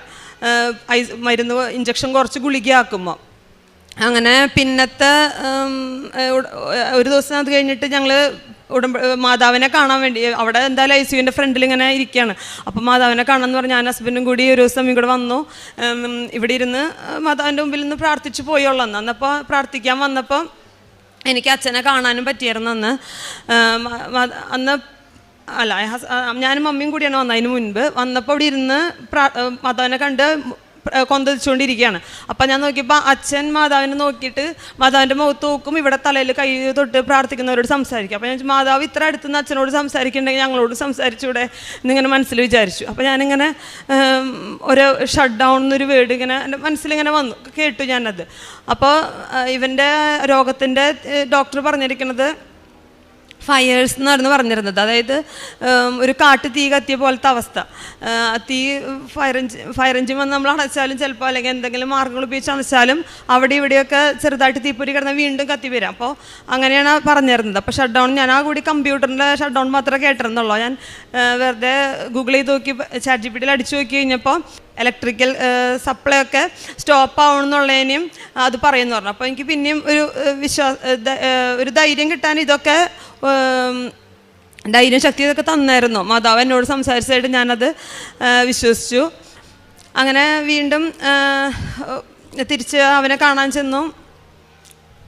അന്ന് ഇവിടെ ഇരിക്കുമ്പോൾ തന്നെയാണ് അന്ന് കൃപാസനത്തിലേക്ക് ഞങ്ങൾ ഇങ്ങോട്ട് പോരാൻ നിൽക്കുന്ന സമയത്ത് അവനെ പോയി ഞാൻ കാണുമ്പോൾ അവൻ കുറച്ച് ഫിക്സ് ഇതുപോലെ മരുന്ന് കുറച്ചപ്പോൾ വീണ്ടും വന്നിട്ട് കിടക്കുകയാണ്. അപ്പോൾ ഡോക്ടർ അപ്പോഴൊന്നും വെന്റിലേറ്ററിൽ നിന്ന് മാറ്റണ കാര്യത്തെക്കുറിച്ച് സംസാരിച്ചിട്ടില്ല. പക്ഷെ ഞങ്ങൾ ഇവിടുന്ന് പ്രാർത്ഥിച്ചുകൊണ്ടിരിക്കുമ്പോഴായിരുന്നു ഹസ്ബൻഡ് വിളിച്ചു പറഞ്ഞു 2 മണിക്കൂർ നേരത്തേക്ക് അവനെ വെന്റിലേറ്ററിൽ നിന്ന് എടുത്ത് നോക്കാമെന്ന് ഡോക്ടർ പറഞ്ഞിട്ടുണ്ടെന്ന് പറഞ്ഞു. ഇവിടെ ഇരിക്കുമ്പോൾ ആ ന്യൂസ് കേട്ടപ്പോൾ ഭയങ്കര സന്തോഷമായി. കാരണം ഇങ്ങോട്ട് പോരുമ്പോൾ പോലും അവനെ ഫിക്സ് വന്ന് അങ്ങനൊരു പ്രതീക്ഷയുള്ള വെന്റിലേറ്ററിൽ നിന്ന് എടുക്കുന്നുള്ള പ്രതീക്ഷയിലല്ല പോകുന്നത്. അങ്ങനെ ഇവിടെ സാക്ഷ്യം പറയാതിരിക്കുന്ന സിസ്റ്ററിൻ്റെ അടുത്ത് ഞാനിങ്ങനെ ഇത്രയും ഉണ്ടായ അനുഭവങ്ങളും പറഞ്ഞു, ഞാൻ ശരിക്കും സാക്ഷ്യം പറയുവനെ കൊണ്ടുവരും എന്ന് പറഞ്ഞിട്ട് അന്ന് പോയത് ഇവിടെ നിന്ന്. അത് കഴിഞ്ഞ് അന്ന് 2 മണിക്കൂർ നേരത്തേക്ക് എടുത്തു. പിന്നെ 4 മണിക്കൂർ 6 മണിക്കൂറായി. രാവിലെ നേരങ്ങളിലൊന്നും വെന്റിലേറ്റർ സപ്പോർട്ട് ഇല്ലാണ്ടിരുന്നു. പിന്നെ ഫുള്ളായിട്ട് വെന്റിലേറ്ററിൽ നിന്ന് എടുക്കാം എന്നുള്ള അവസ്ഥ വന്നു. അങ്ങനെ വെന്റിലേറ്ററിൽ നിന്ന് ഫുള്ളായിട്ട് മാറ്റി നോക്കി. അപ്പോൾ അവൻ ഓക്കെ ആയിരുന്നു. അങ്ങനെ വെന്റിലേറ്ററിൻ്റെ ട്യൂബ് ഊരേണ്ട സമയം വന്നു. മെഷീൻ മാറ്റിയിട്ടുണ്ടായിരുന്നില്ല. വെന്റിലേറ്ററിൻ്റെ ട്യൂബ് എടുത്ത് കഴിഞ്ഞപ്പോൾ അവന് ട്രക്കിയയിൽ ഞങ്ങൾ പിറ്റേ ദിവസം ഇതുപോലെ തന്നെ ഒരു ചൊവ്വാഴ്ചയാണ്. അപ്പോൾ മാറ്റും എന്നുള്ള പ്രതീക്ഷയിൽ ഇങ്ങനെ നിൽക്കുകയാണ്. ആ സമയത്താണ് ഡോക്ടർ ഞങ്ങളെ വിളിച്ചിട്ട് പറഞ്ഞു അവന് ശ്വാസം കിട്ടാനുള്ളൊരു ബുദ്ധിമുട്ടുണ്ട് നമ്മൾ വെന്റിലേറ്ററിൽ നിന്ന് എടുത്തു കഴിഞ്ഞപ്പോൾ. അപ്പോൾ അതുകൊണ്ട് അവൻ്റെ മുന്നത്തെ അസുഖമായിട്ട് വല്ല ബന്ധമുള്ളതായിരിക്കും. അവൻ്റെ ട്രക്കിയേക്ക് ചുരുങ്ങിയതൊക്കെയാന്ന് പറഞ്ഞിട്ടുണ്ടായിരുന്നു മുൻപ് 75%. അപ്പോൾ അതുകൊണ്ടായിരിക്കും. അപ്പോൾ എമർജൻസി ആയിട്ട് വല്ല സർജറി ചെയ്യേണ്ടി വരും എന്നൊക്കെ ഞങ്ങളുടെ അടുത്ത് പറഞ്ഞു. അപ്പോൾ നമ്മൾ അതിന് മുമ്പ് വരെ ഈ അസുഖം ഈ വെന്റിലേറ്ററിൽ ഇടുന്നതിന് മുൻപ് വരെ അവൻ ആക്റ്റീവായിട്ട് കളിച്ചിരുന്നതാണ്. അങ്ങനെ ശ്വാസം എടുക്കാൻ ബുദ്ധിമുട്ടുള്ള ഒരു കുട്ടിയാണെങ്കിൽ അങ്ങനെ കളിക്കില്ലല്ലോ. അപ്പോൾ അതൊക്കെ ഡോക്ടറെ അടുത്ത് പറഞ്ഞപ്പോൾ എനിക്ക് ഡോക്ടർ CT എടുത്ത് നോക്കാം എന്ന് പറഞ്ഞു. CT എടുത്ത് നോക്കിയപ്പോൾ അത് അവൻ്റെ വെന്റിലേറ്ററിൻ്റെ ട്യൂബ് ഇത്ര ദിവസം കിടന്നതുകൊണ്ടുള്ള ഒരു നീര് വന്നതായിരുന്നു. അങ്ങനെ അപ്പോൾ ആ നീരിനുള്ള മരുന്നും കൊടുത്ത് CPAP മെഷീൻ വെച്ച് അങ്ങനെ സപ്പോർട്ടും കൊടുത്ത് നമുക്ക് നോക്കി നോക്കാം, ഓക്കെ ആയില്ലെങ്കിൽ സർജറി ചെയ്താൽ മതി എന്ന് പറഞ്ഞു. അങ്ങനെ CPAP വെച്ച് നീര് പറ്റുള്ള മരുന്നും കൊടുത്തു കഴിഞ്ഞപ്പോൾ അത് ഓക്കെ ആയി. അത് കഴിഞ്ഞ് വീണ്ടും ഇതുപോലെ തന്നെ വീണ്ടും ഒരു മരുന്ന് കുറച്ച് കുറച്ച് ഇഞ്ചക്ഷനൊക്കെ മാറി ടാബ്ലറ്റ് ആക്കാൻ വന്നപ്പോൾ അവന് വീണ്ടും ഫിക്സ് വന്നു. അപ്പോൾ ഡോക്ടർ പറഞ്ഞു ഇനിയിപ്പോൾ അവൻ്റെ നമുക്ക് ഇങ്ങനെ ഇപ്പോൾ ലോങ് ലാസ്റ്റ് ചെയ്ത് പോവുകയാണെങ്കിൽ അവന് ട്രക്കിയോസ്റ്റമി ചെയ്യേണ്ടി വരും. അല്ലാണ്ട് ഇങ്ങനെ നമുക്ക് എപ്പോഴും വെന്റിലേറ്ററിൽ അത്രയും നാൾ കിടത്താൻ പറ്റില്ല, അത് ബുദ്ധിമുട്ടാണ്. ട്രക്കിയോസ്റ്റമി ചെയ്യേണ്ടി വരും. ഇങ്ങനെ ഇടയ്ക്കിടയ്ക്ക് ഫിക്സ് വരികയാണെങ്കിൽ നമ്മൾ അങ്ങനെയാണ് ഒരു പ്രൊസീജിയർ ചെയ്യുക എന്ന് പറഞ്ഞു. അപ്പോൾ അവനിങ്ങനെ സെഡേഷൻ്റെ ഡോസൊക്കെ കുറച്ച് മരുന്നൊക്കെ ഡോസ് കുറച്ച് വരുമ്പോൾ അവന് ആക്റ്റീവായിട്ട് വന്ന് അല്ലെങ്കിൽ എന്തെങ്കിലും ഒരു അക്ഷരമൊക്കെ ഇങ്ങനെ സംസാരിച്ച് കണ്ണ് തുറന്ന് നമ്മളെ ഫുള്ളായിട്ട് അറിഞ്ഞിട്ടൊന്നുമല്ല, എന്നാൽ അങ്ങനെ റെസ്പോൺസ് വന്നൊരു കുട്ടീനെ വീണ്ടും ട്രക്കിയോസ്റ്റമി ചെയ്യുമ്പോൾ അവൻ വീണ്ടും ബാക്കിലേക്ക് പോകില്ല. അപ്പോൾ അതാലോചിച്ച് നമുക്ക് ചെയ്യാനായിട്ട് ചെയ്യേണ്ടി വരില്ല, അവന് വരില്ല എന്നുള്ളതിൽ നമ്മളിങ്ങനെ നിന്ന് പ്രാർത്ഥിച്ച്. പക്ഷെ ഡോക്ടർ പറഞ്ഞു ഇനി വേറെ വഴിയില്ല, അവന് ഇടയ്ക്ക് ഫിക്സ് വന്ന് പോകണോണ്ട് നമുക്ക് ട്രക്കിയോസ്റ്റമി ചെയ്യണം എന്ന് പറഞ്ഞു. അപ്പോഴും ആ നീര് വന്നപ്പോഴും അവരുടെ ഡോക്ടേഴ്സ് വിചാരിച്ചിരുന്നത് അവന് ട്രക്കിയെ മുന്നത്തെ അസുഖത്തിൽ പറഞ്ഞ പോലെ ചുരുങ്ങിയിരിക്കുന്നതാണെന്നാണ്. നമ്മൾ ചുരുങ്ങിയിരിക്കുന്ന ട്രക്കിയുടെ അത് എൻഡോസ്കോപ്പി ചെയ്യാനായിട്ട് ബുദ്ധിമുട്ടാണ്. അതുകൊണ്ട് എന്തെങ്കിലും എമർജൻസി വരും മാത്രം ചെക്ക് ചെയ്താൽ മതി എന്നുള്ളതുകൊണ്ട് മുന്നേ ചെയ്തിട്ടുണ്ടായിരുന്നില്ല. അപ്പോൾ ഇതിപ്പോൾ ട്രക്കിയോസ്റ്റമി ചെയ്യാനായിട്ട് അവർ അതിന് മുൻപായിട്ട് ഞങ്ങൾ പെർമിഷനൊക്കെ മേടിച്ചു, ട്രക്കിയോസ്റ്റമിയുടെ ട്യൂബൊക്കെ മേടിച്ചു കൊടുത്തു. അതിന് മുന്നായിട്ട് ബ്രോങ്കോസ്കോപ്പി ചെയ്ത് നോക്കിയിട്ട് ട്രക്കിയോസ്റ്റമി ചെയ്യാമെന്നുള്ള രീതിയിൽ നിന്നിരുന്നത്. അപ്പോൾ ഡോക്ടർ അതിന് മുമ്പ് ഞങ്ങൾ സൈൻ ഇട്ട് കൊടുത്തു ട്രക്കിയോസ്റ്റമി ചെയ്യാനുള്ള രീതിയിൽ. അപ്പോഴും നമ്മൾ ഇത്രയും ഉഷാറായി വന്ന കുട്ടി വീണ്ടും കുറേ ബാക്കിലേക്ക് പോകാനുള്ളൂ. അത് ചെയ്ത് കഴിഞ്ഞാൽ അവന് സംസാരിക്കാൻ പറ്റില്ല, ഭക്ഷണം കഴിക്കാൻ പറ്റില്ല, അവനെല്ലാം വീണ്ടും പുറകോട്ട് പോകുള്ളൂ. അപ്പോൾ അത് ചെയ്യാണ്ടെന്നുണ്ട്. പക്ഷെ നമുക്ക് വേറെ ഒന്നും നിവർത്തിയില്ല, ഡോക്ടേഴ്സ് ചെയ്യണമെന്ന് പറഞ്ഞു. സഞ്ചാരി മാതാവേ മാന്ന് മാത്രം പറഞ്ഞു അവിടെ ഇരുന്നോളന്ന് പുറത്ത്. അത് കഴിഞ്ഞപ്പോൾ ഡോക്ടർ പുറത്ത് വന്നിട്ട് ഞങ്ങളോട് വിളിച്ചിട്ട് പറഞ്ഞു ഒരു പോസിറ്റീവായിട്ടുള്ള ന്യൂസ് ഉണ്ട്, അവന് ഒരു സർപ്രൈസിങ് ആയിട്ടുള്ള ഫാക്റ്റ് ഉണ്ട്, അവൻ്റെ ട്രക്കിയയ്ക്ക് നമ്മൾ വിചാരിച്ച ചുരുക്കമൊന്നുമില്ല, എമർജൻസി ആയിട്ട് ട്രക്കിയോസ്റ്റമി ചെയ്യണ്ടെന്ന് പറഞ്ഞു. അങ്ങനെ ഞങ്ങൾ അപ്പോൾ നമുക്കത് ഇതുപോലെ തന്നെ ട്രക്കിയോസ്റ്റമിയുടെ ട്യൂബർ ഞങ്ങൾ മേടിച്ചതാണ്. അപ്പോൾ അതൊക്കെ അതിൽ നിന്നൊക്കെ രക്ഷപ്പെടുത്തുന്നത് മാതാവ് വന്നുകൊണ്ട് മാത്രമാണ്. അല്ലെങ്കിൽ അങ്ങനെ നമുക്ക് വേറെ ആർക്കും അപ്പം ഒന്നും ചെയ്യാൻ പറ്റില്ലായിരുന്നു. നമ്മളും കുറേ ചെയ്യണ്ടെന്ന് പറഞ്ഞാലും ഡോക്ടേഴ്സ് പറഞ്ഞാൽ നമുക്ക് ചെയ്യാണ്ട് അപ്പോൾ അങ്ങനെ അതിൽ നിന്ന് പോന്നു. വീണ്ടും അവർ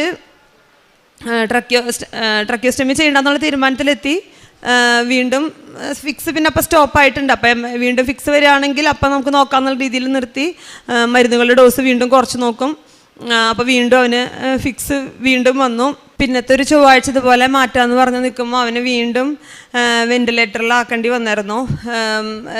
ഇനി ഇതുപോലെ ഇടയ്ക്ക് കുറേ നേരം ടൈം എടുത്തിട്ടുള്ള ഫിക്സൊക്കെ വരുന്നതുകൊണ്ട് നമുക്കിങ്ങനെ ഇടയ്ക്ക് വീണ്ടും വെന്റിലേറ്ററിലാക്കുക, ട്യൂബ് എടുക്കുക, അങ്ങനെ ചെയ്യാൻ പറ്റില്ല. അപ്പോൾ വീണ്ടും വെന്റിലേറ്ററിൽ അർജൻറ്റായിട്ട് ആക്കി. പിന്നെ വരികയാണെങ്കിൽ വീണ്ടും വരികയാണെങ്കിൽ വീണ്ടും ട്രക്കിയോസ്റ്റമി ചെയ്യാന്നുള്ള രീതിയിൽ അവർ വീണ്ടും വെന്റിലേറ്ററിലാക്കിയായിരുന്നു. സമയങ്ങളിലെല്ലാം നമ്മളെ പ്രാർത്ഥിക്കുക തന്നെയായിരുന്നു. എല്ലാവരും ചൊവ്വാഴ്ചയാണ്. അപ്പോൾ ഈ ചൊവ്വാഴ്ച മാറ്റും, അടുത്ത ചൊവ്വാഴ്ച മാറ്റും നമ്മളിങ്ങനെ പ്രതീക്ഷിക്കുന്നു. അങ്ങനെ അവനെ ICUന്ന് ഈ മരുന്ന് കുറച്ച് ഓക്കെ ആയിട്ട് പുറത്ത് കടത്തിയത് ഒക്ടോബർ 7-ാം തീയതി. അതൊരു ചൊവ്വാഴ്ച ജപമാല രാജ്ഞിയുടെ തിരുനാളിൻ്റെ അന്നായിരുന്നു. അപ്പോൾ നമ്മൾ വിചാരിച്ച ദിവസങ്ങളൊന്നുമല്ല, മാതാവ് അതിനേക്കാൾ നല്ലൊരു ദിവസം തിരഞ്ഞെടുത്ത് അവൻ അന്ന് ICUന്ന് ഷിഫ്റ്റ് ചെയ്തപ്പോൾ സമയത്തും ഇവന് ആകെ എല്ലും തൊലുമായിരുന്നു. പിന്നെ സംസാരിക്കുന്നൊന്നും ഉണ്ടായിരുന്നില്ല. നടക്കാനൊക്കെ നമ്മൾ എല്ലാത്തിനും നമ്മൾ താങ്ങി പിടിക്കണമായിരുന്നു. ഇപ്പം നമ്മൾ അവൻ്റെ വളരെ ചെറിയ കാര്യങ്ങളായാലും ഇപ്പോൾ എങ്ങനെ ഭക്ഷണം കഴിക്കാൻ ടീസ്പൂൺ കൊടുത്താലോ അല്ലെങ്കിൽ പെൻസിൽ കൊടുത്താലോ ഒന്നും എങ്ങനെ പിടിക്കേണ്ടത് ചെയ്യേണ്ടതെന്നൊന്നും അറിയില്ലായിരുന്നു. പക്ഷേ ഓരോ ദിവസം ഇമ്പ്രൂവായി വന്നു. ഇപ്പം അവൻ ഓടി നടന്ന എല്ലാ കാര്യങ്ങളും അവൻ്റെ ഗ്രോസ് മോട്ടർ ആക്ടിവിറ്റീസ് എല്ലാതും ഓക്കെ ആയി. ഒരു വശം തളർന്നു പോവും അല്ലെങ്കിൽ സംസാരിക്കില്ല എന്നൊക്കെ പറഞ്ഞിരുന്നതാണ്. ഇപ്പം അവൻ ഇത്രയും ആക്റ്റീവായി ഉഷാറായിട്ട് ദൈവം മാതാവും ഈശാപ്പയും കൂടി ഞങ്ങൾക്ക് തന്നു. ഇവൻ ICUയിൽ കിടന്നിരുന്ന വരുന്ന സമയത്തൊക്കെ ഞങ്ങൾ അവിടെ ഇരുന്നവരോടൊക്കെ ഇവന് ഞങ്ങൾക്ക് കിട്ടിയ ദൈവാനുഭവങ്ങളെല്ലാം അടുത്തിരിക്കുന്നവരോട്, അവിടെ കുറേ പേര് വിഷമിച്ചിരിക്കുന്ന സെയിം അവസ്ഥയിലുള്ള നമ്മൾ കുറേ പേരെ കണ്ടായിരുന്നു. അവരൊക്കെ അതിനെക്കുറിച്ച് പറയുമായിരുന്നു. അടുത്ത് പള്ളികളിൽ പോയിട്ട് ഞങ്ങൾ പത്രം കൊടുത്തായിരുന്നു. പിന്നെ നമ്മളെ കൊണ്ടാവുന്ന വിധം പൈസ കൊണ്ട് സഹായങ്ങളും ചെയ്യാറുണ്ട്. അവിടെ ഹോസ്പിറ്റലിലും നമ്മൾ ചെയ്തായിരുന്നു. പിന്നെ മുന്നൊക്കെ പറഞ്ഞ പോലെ പള്ളിയിൽ പോകാനായിട്ട് കുർബാന കൂടണം എന്നുള്ളത് നമുക്ക് നാട്ടിലാവുമ്പോഴായിരുന്നു കൂടുതൽ പറ്റുന്നത്. അപ്പം ഇപ്പം മാക്സിമം മുടങ്ങാണ്ട് പള്ളിയിൽ പോകാനായിട്ടും കുർബാനയിൽ പങ്കെടുക്കാനൊക്കെ ആയിട്ട് ശ്രമിക്കുന്നുണ്ട്. ഞങ്ങളെ ഒമാനിലായിരുന്നു. ഈ അവസ്ഥയിലാണ് അവൻ ഇങ്ങോട്ട് കൊണ്ടുവന്നത്. ഈ ഫോട്ടോ ആണ് അച്ഛനെ കാണിച്ച് അച്ഛൻ തൈലം തൊട്ട് പ്രാർത്ഥിച്ചത്. ഒരു പ്രാവശ്യം കൂടി ഇതുപോലെ ഞാൻ ഹസ്ബൻഡും കൂടി ഇങ്ങോട്ട് വന്നായിരുന്നു, അച്ഛനെ കാണാനായിട്ട് വന്നായിരുന്നു. വന്ന സമയത്ത് അന്ന് ഒരു മാസത്തിലെ 2ാമത്തെ പ്രാവശ്യം ഞാൻ അച്ഛനെ കാണാൻ വരുന്നത്. അപ്പോൾ കാണാൻ പറ്റുമെന്ന് ഡൗട്ടൊക്കെ ആയിരുന്നു. പക്ഷെ അച്ഛൻ എൻ്റെ അടുത്ത് നിന്ന് മോൻ്റെ ഫോട്ടോ മേടിച്ചിട്ട് ഇതാരാന്നൊക്കെ ചോദിച്ചു.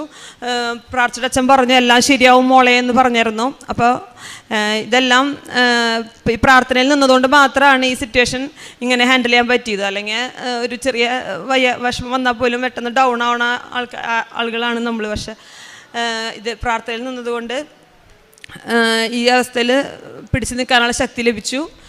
മോൻ ഇത്ര ഉഷാറായിട്ട് തന്നു. അമ്മ മാതാവിനും ഈശോയ്ക്കും 1000 നന്ദി. എൻ്റെ ദൈവമായ കർത്താവേ, ഞാൻ അങ്ങയെ നിലവിളിച്ചപേക്ഷിച്ചു, എന്നെ സുഖപ്പെടുത്തുകയും ചെയ്തു.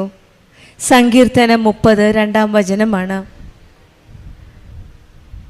എൻ്റെ ദൈവമേ എന്നാണ് സങ്കീർത്തകൻ വിളിച്ചത്.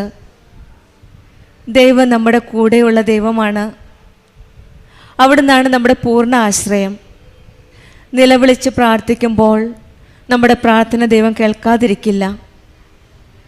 ആഴത്തിലുള്ള വേദനയിലും നിസ്സഹായാവസ്ഥയിലും രോഗത്തിലും പീഡകളിലും എല്ലാം ബുദ്ധിമുട്ടുകളിലും നമ്മൾ ദൈവത്തെ നിലവിളിച്ച് പ്രാർത്ഥിക്കുമ്പോഴാണ്, നമ്മുടെ ഹൃദയ നിലവിളികളാണ് ഈശോ കേൾക്കുന്നത്. ഈശോയും അമ്മയും നമ്മെ അനുഗ്രഹിക്കുന്നത്. ഈ മകള് അശ്വതി മെറീനയുടെ അനുഭവ സാക്ഷ്യത്തിൽ നാം ഇതാണ് കാണുന്നത്.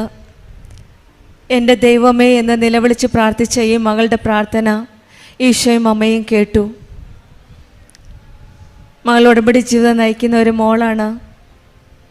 പക്ഷെങ്കിൽ ഓഗസ്റ്റ് 9-ാം തീയതി ഒരു ചെറിയ പനിയിൽ കൂടെയാണ്. പിന്നീട് മകന് വളരെ റെയറായിട്ടുള്ള ഒരു അസുഖമാണ്. അത് ഫയേഴ്സ് എന്ന് പറഞ്ഞ അസുഖമാണ്. അവൻ്റെ ബ്രെയിനിൻ്റെ അകത്ത് കണ്ടിന്യൂസ് ആയിട്ട് ഫിക്സ് വന്നുകൊണ്ടിരിക്കുകയാണ്. സെഡക്ഷൻ കൊടുത്ത് ബ്രെയിനിൻ്റെ ആക്ടിവിറ്റീസ് കുറയ്ക്കലാണ് ഇതിൻ്റെ മെഡിക്കേഷൻ. അവന് മെഡിക്കലിൽ അവൻ അഡ്മിറ്റ് ചെയ്ത് അവന് കോമയിലാക്കിയിട്ട് വേണം ഈ ട്രീറ്റ്മെൻറ്റ് കൊടുക്കാനായിട്ട്, മെഡിക്കേഷൻ ചെയ്യുവാനായിട്ട്. ഈ കണ്ടീഷനിലാണ് അവനെ ഈ നാട്ടിൽ കൊണ്ടുവന്നത്. നമ്മൾ കണ്ടു, ആ ഫോട്ടോ കണ്ടു. വളരെ ക്രിട്ടിക്കലായിട്ടുള്ള ഒരു സാഹചര്യത്തിലാണ് ഈ മക്കൾ നാട്ടിൽ വന്ന് പുതിയ ട്രീറ്റ്മെൻറ്റിനായിട്ട് ആലോചിച്ചത്. പരിശുദ്ധ അമ്മയുടെ സന്നിധിയിലെത്തി. ഈ ഫോട്ടോയുമായിട്ടാണ് ഈ മക്കൾക്ക് വരാൻ സാധിച്ചില്ല. മകൻ്റെ ഫോട്ടോയുമായിട്ടാണ് പരിശുദ്ധ അമ്മയുടെ ജീവനോട് പ്രത്യക്ഷപ്പെട്ട ഈ സന്നിധിയിലെത്തി ബഹുമാനപ്പെട്ട ജോസഫ് അച്ഛൻ്റെ കൈകളിൽ ഫോട്ടോ കൊടുത്ത് പ്രാർത്ഥിക്കാനായിട്ട് പറഞ്ഞത്. അച്ഛൻ പറഞ്ഞു, മോളെ എല്ലാം ശരിയാകും. ആ വചനത്തിൽ വിശ്വസിച്ചു, പ്രാർത്ഥിച്ചു. ഈ മക്കളും ഉടമ്പടി ജീവിതത്തിലായിരുന്നു കൊണ്ടാണ് ഇത്രയും പ്രയാസപ്പെട്ട രോഗാവസ്ഥയിലും അവരുടെ വിശ്വാസം നഷ്ടപ്പെടാതെ ഈ രോഗാവസ്ഥയിൽ ജീവിതം മുന്നോട്ട് പോകുവാൻ ഇവർക്ക് സാധിച്ചത്. എല്ലാം അക്സെപ്റ്റ് ചെയ്ത് സ്വീകരിച്ച് പ്രാർത്ഥനാ ജീവിതത്തിൽ മുന്നോട്ട് പോയിക്കൊണ്ടിരുന്നപ്പോഴാണ് ഈ അവസ്ഥ ഇവർക്ക് സ്വീകരിക്കാൻ സാധിച്ചത്. അച്ഛൻ പ്രാർത്ഥിച്ചതുപോലെ ഓരോ പ്രാവശ്യവും ഡെയിലി ബ്രെഡിലും പിന്നെ ഓരോ ചൊവ്വാഴ്ചത്തെ ധ്യാനത്തിനുമെല്ലാം അച്ഛൻ മക്കൾക്ക് വേണ്ടി പ്രാർത്ഥിക്കുന്നുണ്ടായിരുന്നു. ഡെയിലി ബ്രെഡിലും അച്ഛൻ പറഞ്ഞു മക്കൾക്ക് വേണ്ടി, രോഗാവസ്ഥയിലിരിക്കുന്ന മക്കൾക്ക് വേണ്ടി പ്രാർത്ഥിച്ചു. ഇങ്ങനെ ഓരോ പ്രാർത്ഥന കേൾക്കുമ്പോഴെല്ലാം ഇവിടെ വിശ്വാസം കൈവിടാതെ ഈശോയെ മുറുക്കെ പിടിച്ചുകൊണ്ട് എൻ്റെ ദൈവമായ കർത്താവേ എന്ന് വിളിച്ചപേക്ഷിച്ച് പ്രാർത്ഥിച്ചുകൊണ്ടേയിരുന്നു. പിടിച്ചു നിൽക്കാൻ ശക്തി കിട്ടിയത് ഇവർക്ക് ഈ പ്രാർത്ഥനയിലൂടെയാണ്. പിന്നീട് ഓരോ കാര്യവും ഈ മകൾ ഷെയർ ചെയ്ത പോലെ എല്ലാ കാര്യവും ദൈവം ഏറ്റെടുക്കുകയായിരുന്നു. പ്രയാസങ്ങളുടെ നടുവിലും ഇവർക്ക് വിശ്വാസം കൈവിടാതെ പ്രാർത്ഥിച്ചുകൊണ്ടിരുന്നപ്പോഴാണ് ഈ മകന് രോഗസൗഖ്യം ലഭിച്ച് ഒക്ടോബർ 7-ാം തീയതി ഡിസ്ചാർജ് ആയത്. ഒത്തിരി കോംപ്ലിക്കേഷൻസ് ഉണ്ടായിരുന്നു. അവർ പറഞ്ഞിരുന്നു സംസാരിക്കാൻ സാധിക്കില്ല, പാരലൈസ്ഡ് ആകും, ഒത്തിരി കോംപ്ലിക്കേഷൻസ് പറഞ്ഞിരുന്നെങ്കിലും ഇതെല്ലാം ഈശോയും അമ്മയും ഈ മകന് ഒരു നല്ലൊരു രോഗസൗഖ്യം നൽകി ഈ മകനെ ഇന്ന് ഈ അൾത്താരയിൽ പരിശുദ്ധ അമ്മയുടെ സന്നിധിയിൽ കൊണ്ടുവരാൻ സാധിച്ചു. നമ്മുടെ ജീവിതത്തിലും വേദനയിലായിരിക്കുമ്പോഴോ രോഗാവസ്ഥയിലോ എന്തുമായിക്കട്ടെ, നമുക്കും വിശ്വസ്തത്തോടെ നിലവിളിക്കാം, എൻ്റെ ദൈവമേ, എൻ്റെ കർത്താവേ എന്ന് നിലവിളിക്കാം. നമ്മുടെ പ്രാർത്ഥന ഒരിക്കലും അവഗണിക്കാത്ത ഒരു ദൈവമാണ് നമ്മുടെ കൂടെയുള്ളത്. നമ്മുടെ ആത്മാർത്ഥമായ പ്രാർത്ഥന ഈശോയും അമ്മയും കേൾക്കും. അതാണ് ഉടമ്പടി മക്കൾക്കുള്ള തീർച്ച. ആ വിശ്വാസത്തോടെ നമുക്കും പ്രാർത്ഥിക്കാം. എൻ്റെ ദൈവമായ കർത്താവേ, ഞാൻ അങ്ങേ നിലവിളിച്ച് അപേക്ഷിക്കുന്നു എന്ന് നമുക്കും പ്രാർത്ഥിക്കാം. ഉടമ്പടിയുടെ പ്രത്യക്ഷീകരണത്തിൻ്റെ സാക്ഷിയാകുവാൻ നമുക്ക് സാധിക്കട്ടെ എന്ന് നമുക്കും പ്രാർത്ഥിക്കാം. ഈ കുടുംബത്തിന് ലഭിച്ച ഈ വലിയ രോഗസൗഖ്യത്തിന് നമുക്ക് കരങ്ങളടിച്ച് ദൈവത്തെ മഹത്വപ്പെടുത്താം. യേശുവേ നന്ദി, യേശുവേ സ്തുതി. അൾത്താരയിൽ അമ്മ മാതാവിൻ്റെ ഈശോൻ്റെയും കൂടെ നിന്ന് ഈ സാക്ഷ്യം പറയുവാൻ എന്നെ അനുഗ്രഹിച്ചതിനടുത്ത് ഞാൻ നന്ദി പറയുന്നു. ഞാൻ ഇതിനു മുമ്പും ഈ അൾത്താരയിൽ വന്ന് സാക്ഷ്യം പറഞ്ഞിട്ടുണ്ട്. ഈശോ മാതാവും കൂടെ എനിക്ക് ഒത്തിരി അത്ഭുതങ്ങൾ നടത്തി തന്നിട്ടുണ്ട്. ഞാൻ 6/7/2022 ആദ്യമായിട്ട് ഉടമ്പടി എടുത്തത്. എൻ്റെ പേര് ലാലി ജെയിംസ്. ഞാൻ പള്ളുരുത്തി സെയിൻറ്റ് ലോറൻസ് ഇടവകയിൽ നിന്നും വരുന്നു. ഇന്ന് ഞാൻ 13ാമത്തെ പുതുക്കിയാണ് ഇവിടെ നിൽക്കുന്നത്. ഏറെ സന്തോഷത്തോടെ ഞാനിവിടെ നിൽക്കുന്നത്. കാരണം ഇത്ര പ്രാവശ്യം പുതുക്കാനും ആ വിശുദ്ധിയിൽ ജീവിക്കുവാനും ദൈവം എന്നെ ഇടവരുത്തി എന്നുള്ളതാണ്. ഉടമ്പടി എടുത്താൽ നമ്മളെ ഭൗതിക ആവശ്യമല്ല, ആത്മീയമായി ഒത്തിരി വളരാൻ സാധിച്ചു. കാരണം എല്ലാ ദിവസവും മിക്കവാറും അരമണിക്കൂർ ബൈബിള് വായിക്കാനായിട്ട് സാധിക്കുന്നുണ്ട്. അത് തന്നെയാണ് ഒരു പുണ്യവും. കൂടാതെ എല്ലാ ദിവസവും ദിവ്യബലിക്ക് പോകുവാനും പറ്റുന്നുണ്ട്. ഈശോ നമ്മുടെ കൂടെ ആയിരിക്കുന്ന ഒരവസ്ഥയാണ് എനിക്ക് ഫീൽ ചെയ്യണത്. കാരണം ഉടമ്പടി എന്നത് തമ്പുരാനോട് ഒരു ഉടമ്പടി ചെയ്തിട്ട് ദൈവത്തോട് ചേർന്ന് നിൽക്കുക എന്നതാണ്. ദൈവത്തോട് ചേർന്ന് നിൽക്കുക, അവിടെ നിന്ന് നിങ്ങളോടും ചേർന്ന് നിൽക്കും. അതെ, തമ്പുരാൻ നമ്മളോട് ചേർന്ന് നിൽക്കുന്ന നിമിഷമാണ്. ഈ അൾത്താരയുടെ മുമ്പിൽ നിന്ന് പ്രാർത്ഥിക്കുവാനും നിങ്ങളോട് പങ്കുവയ്ക്കുവാനും തന്ന അനുഗ്രഹം. ഈശോയോട് 10 വർഷമായി ഒരു വീടില്ലാഞ്ഞിട്ട് ഞാൻ ഈശോയോട് വീടിനെ പറ്റി ഒരു വീട് ഒരുക്കി തരണമെന്ന് പ്രാർത്ഥിച്ചുകൊണ്ടിരിക്കുന്നുണ്ട്. പക്ഷേ ഉടമ്പടിയിൽ വെക്കാൻ പറ്റണില്ല. കാരണം പല നിയോഗങ്ങൾ, മക്കൾ പഠിക്കുകയാണ്, മക്കളുടെ ജോലി അങ്ങനെയൊക്കെ ആയിട്ട് എനിക്ക് ഉടമ്പടിയിൽ നിയോഗം വെച്ചിട്ടില്ലായിരുന്നു. കഴിഞ്ഞ ജൂൺ മാസം ഞാൻ പുതുക്കിയപ്പോഴേക്കും ഞാൻ ഒരു ഭവനത്തിന് വേണ്ടി ഈശോനോട് ഞാൻ പ്രാർത്ഥിച്ചു. മാതാവിനോട് ഞാൻ പറഞ്ഞു, മാതാവേ, എനിക്കൊരു 2 മുറിയുള്ളൊരു ഭവനം ഒരുക്കി തരണേന്ന് പ്രാർത്ഥിച്ച്. പക്ഷേ 3 മുറിയുള്ള നല്ലൊരു വീട് തന്ന് ദൈവം എന്നെ അനുഗ്രഹിച്ച്. കാരണം ജൂൺ എന്ന് പറഞ്ഞാൽ ജൂൺ കഴിഞ്ഞിട്ട് കുറച്ച് മാസങ്ങളേ ആയിട്ടുള്ളൂ. ഒക്ടോബറിൽ ഞാൻ ജപമാല റാലിക്ക് പങ്കെടുത്ത് നവംബറിൽ ഞങ്ങൾ വീടും സ്ഥലവും പോയി കണ്ട് ഫസ്റ്റ് ടോക്കൺ അഡ്വാൻസ് കൊടുത്ത് ആ ആഴ്ചയിൽ തന്നെ ഞങ്ങൾ അഡ്വാൻസും കൊടുത്ത് ഡിസംബർ 27-ാം തീയതി ഞങ്ങൾ വെഞ്ചരിച്ച് വീട്ടിലേക്ക് താമസം മാറ്റി. ഇത് വലിയൊരു അത്ഭുതമാണ്. കാരണം നമ്മൾ എത്ര വർഷമായി വീടിന് വേണ്ടി ചോദിക്കുന്നു, പക്ഷേ നിയോഗം വെച്ചിട്ടില്ല. ജൂൺ മാസം നിയോഗം വെച്ച് ഡിസംബറിൽ വീട് കയറി താമസിച്ചു. പിന്നെ കൂടാതെ ജപമാല റാലിയിൽ കഴിഞ്ഞ വർഷവും പങ്കെടുത്ത്, കഴിഞ്ഞ മുമ്പത്തെ വർഷവും പങ്കെടുത്ത്, കഴിഞ്ഞ ഒക്ടോബറിലും എനിക്ക് ജപമാല റാലിയിൽ പങ്കെടുക്കാൻ പറ്റി. ജപമാല റാലിയിൽ പങ്കെടുത്ത് കഴിഞ്ഞപ്പോഴേക്കും ഞാൻ എൻ്റെ നിയോഗങ്ങൾക്ക് കൂടുതൽ ഇത് കൊടുക്കാതെ യുവജനങ്ങൾക്ക് വേണ്ടിയാണ് പ്രാർത്ഥിച്ചത്. കാരണം എൻ്റെ മോള് ജർമ്മനിയിലാണ്, അവൾ ഒറ്റക്കാണ് താമസിക്കുന്നത്. എൻ്റെ മോനാണെങ്കിൽ ഹൈദരാബാദിലാണ്. വിശുദ്ധിയില്ലാത്ത ജീവിതമാണ് ഇന്ന് നമ്മൾ എല്ലാവരും ജീവിക്കണം. കുഞ്ഞുമക്കൾ, ഞാനൊരു കാറ്റക്കിസം ടീച്ചറാണ് കേട്ടോ, ഒരു കാറ്റക്കിസം ടീച്ചറാണ്. ഇപ്പോൾ 2 വർഷമായിട്ട് HM ആയിട്ട് വർക്ക് ചെയ്യുക. അപ്പോൾ ഈ വിശുദ്ധിയില്ലാത്ത മക്കളുടെ ജീവിതവും ആ ഒരു വിഷമമൊക്കെ കണ്ടു കഴിയുമ്പം എനിക്ക് ഭയങ്കര സങ്കടമാണ്. അപ്പം ഞാൻ ഈ ജപമാല റാലിയിൽ എൻ്റെ നിയോഗങ്ങൾ ഒന്നും തന്നെ ഞാൻ മെൻഷൻ ചെയ്തില്ല. ഞാൻ പറഞ്ഞു, ഈശോയെ, കുഞ്ഞുമക്കൾ വിശുദ്ധിയിൽ ജീവിക്കാൻ നീ അനുഗ്രഹിക്കണേ എന്ന് പറഞ്ഞ് അറ്റം വരെ ഞാൻ ജപമാല റാലി ചൊല്ലി മക്കൾക്ക് വേണ്ടിയാണ് ഞാൻ പ്രാർത്ഥിച്ച. പക്ഷേ എൻ്റെ കാലിൻ്റെ വിരലിൻ്റെ താഴത്ത് നല്ലൊരു മുറിവുണ്ടായിരുന്നു. 3 വർഷമായിട്ട് നല്ല വേദനയാണ്. വേദന എന്ന് പറഞ്ഞാൽ അതിൻ്റെ അകത്ത് ബ്ലഡ് വരും, ഡോക്ടറിനെ കൊണ്ട് കാണിച്ചിട്ട് ഡോക്ടർ മരുന്ന് തന്നിട്ട് ഒരു കുറവുമില്ല. പിന്നെ ഒരു പ്ലാസ്റ്റർ ഒട്ടിച്ച് കഴിഞ്ഞാൽ അതിങ്ങനെ പറിച്ച് കഴിയുമ്പം ആണിയാണെങ്കിൽ അതിങ്ങനെ പറിച്ച് കഴിഞ്ഞ് പോകുമെന്ന് പറഞ്ഞ് അത് 5 വാങ്ങിച്ചു വെച്ചു. പിന്നെയും 5 എണ്ണം വെച്ചു, എന്നിട്ടും ഒരു കുറവില്ലായിരുന്നു. പക്ഷേ ഈ ജപമാല റാലി കഴിഞ്ഞിട്ട് പിന്നെ ഇന്ന് വരെ എനിക്ക് ആ വേദന വന്നിട്ടില്ല. ഞാനത് പിന്നെ റാലിയിൽ പറഞ്ഞ കാര്യമല്ല, ഞാനിപ്പോൾ ഇങ്ങനെ വെറുതെ പറഞ്ഞ മാതാവ് എൻ്റെ കാലുവേദനയാണ് കേട്ടാ എന്ന് പറഞ്ഞാണ് ആ റാലിയിൽ ഞാൻ പങ്കെടുത്തത്. ബട്ട് അവസാനം വരെ റാലിയിൽ പങ്കെടുത്ത് അതൊക്കെ കഴിഞ്ഞപ്പോഴേക്കും എൻ്റെ കാലുവേദന മാറി. ആ വേദന ഞാനത് പറഞ്ഞില്ല, കാര്യമായിട്ട് ഒന്നും പറഞ്ഞില്ലായിരുന്നു. അത് മാറി ദൈവകൃപയാലെ ഇന്ന് ഒരു വേദന എനിക്കില്ല. പിന്നെ കൂടാതെ 2 കൈയിൻ്റെ മുട്ടിൻ്റെ ഇവിടെ നല്ല കറുത്ത പാടായിരുന്നു. അപ്പോൾ ഈ വേദന, കാലിൻ്റെ വേദന വരുമ്പോൾ ഞാൻ എല്ലാ ദിവസവും രാവിലെയും വൈകിട്ടും ഉടമ്പടി തൈലം പൂശി പ്രാർത്ഥിക്കുമായിരുന്നു. പിന്നെ കൂടാതെ കയ്യിലും ഈ കറുത്ത പാട് ഭയങ്കര വലുതായിട്ട് വന്നപ്പോഴേക്കും രാവിലെയും വൈകിട്ടും മാതാവിൻ്റെ ഉടമ്പടി തൈലം പുരട്ടി പ്രാർത്ഥിക്കുമായിരുന്നു. ഇപ്പം അതും എൻ്റെ 2 കയ്യിൽ നിന്നും പോയി. ഇപ്പം അവിടെ വേദനകളൊന്നും ഇല്ലായിരുന്നു, പാടുണ്ടായിരുന്നു. ആ പാടൊക്കെ എല്ലാം മാറി. ജനറൽ ഹോസ്പിറ്റൽ എറണാകുളത്ത് പോയിട്ട് പൊതിച്ചോറ് കൊടുക്കും. പിന്നെ പത്രം പ്രാർത്ഥിച്ചുകൊണ്ട് വിശ്വാസ പ്രമാണം ചൊല്ലി, പിന്നെ കരുണയുടെ കൊന്ത ചൊല്ലിയൊക്കെ ഞാൻ പ്രാർത്ഥിച്ചു കൊടുക്കും. കൂടാതെ പൊതിച്ചോറ് ഇവർക്ക് കൊണ്ടേ കൊടുക്കും, രോഗികൾക്കും ബൈസ്റ്റാൻഡേഴ്സിനും. പിന്നെ കാശുരൂപം പ്രാർത്ഥിച്ചിട്ട് രോഗികൾക്ക് എത്ര കൂടുതലായിട്ടുള്ള രോഗികൾക്ക് കാശുരൂപം കൊടുത്ത് പ്രാർത്ഥിക്കുമായി. റോമ 8:26 നമ്മുടെ ബലഹീനതയിൽ ആത്മാവ് നമ്മളെ സഹായിക്കുന്നു. േണ്ടത് എങ്ങനെയെന്ന് നമുക്കറിഞ്ഞുകൂടാ. എന്നാൽ അവാച്യമായ നെടുവീർപ്പുകളാൽ ആത്മാവ് തന്നെ നമുക്ക് വേണ്ടി മാധ്യസ്ഥം വഹിക്കുന്നു.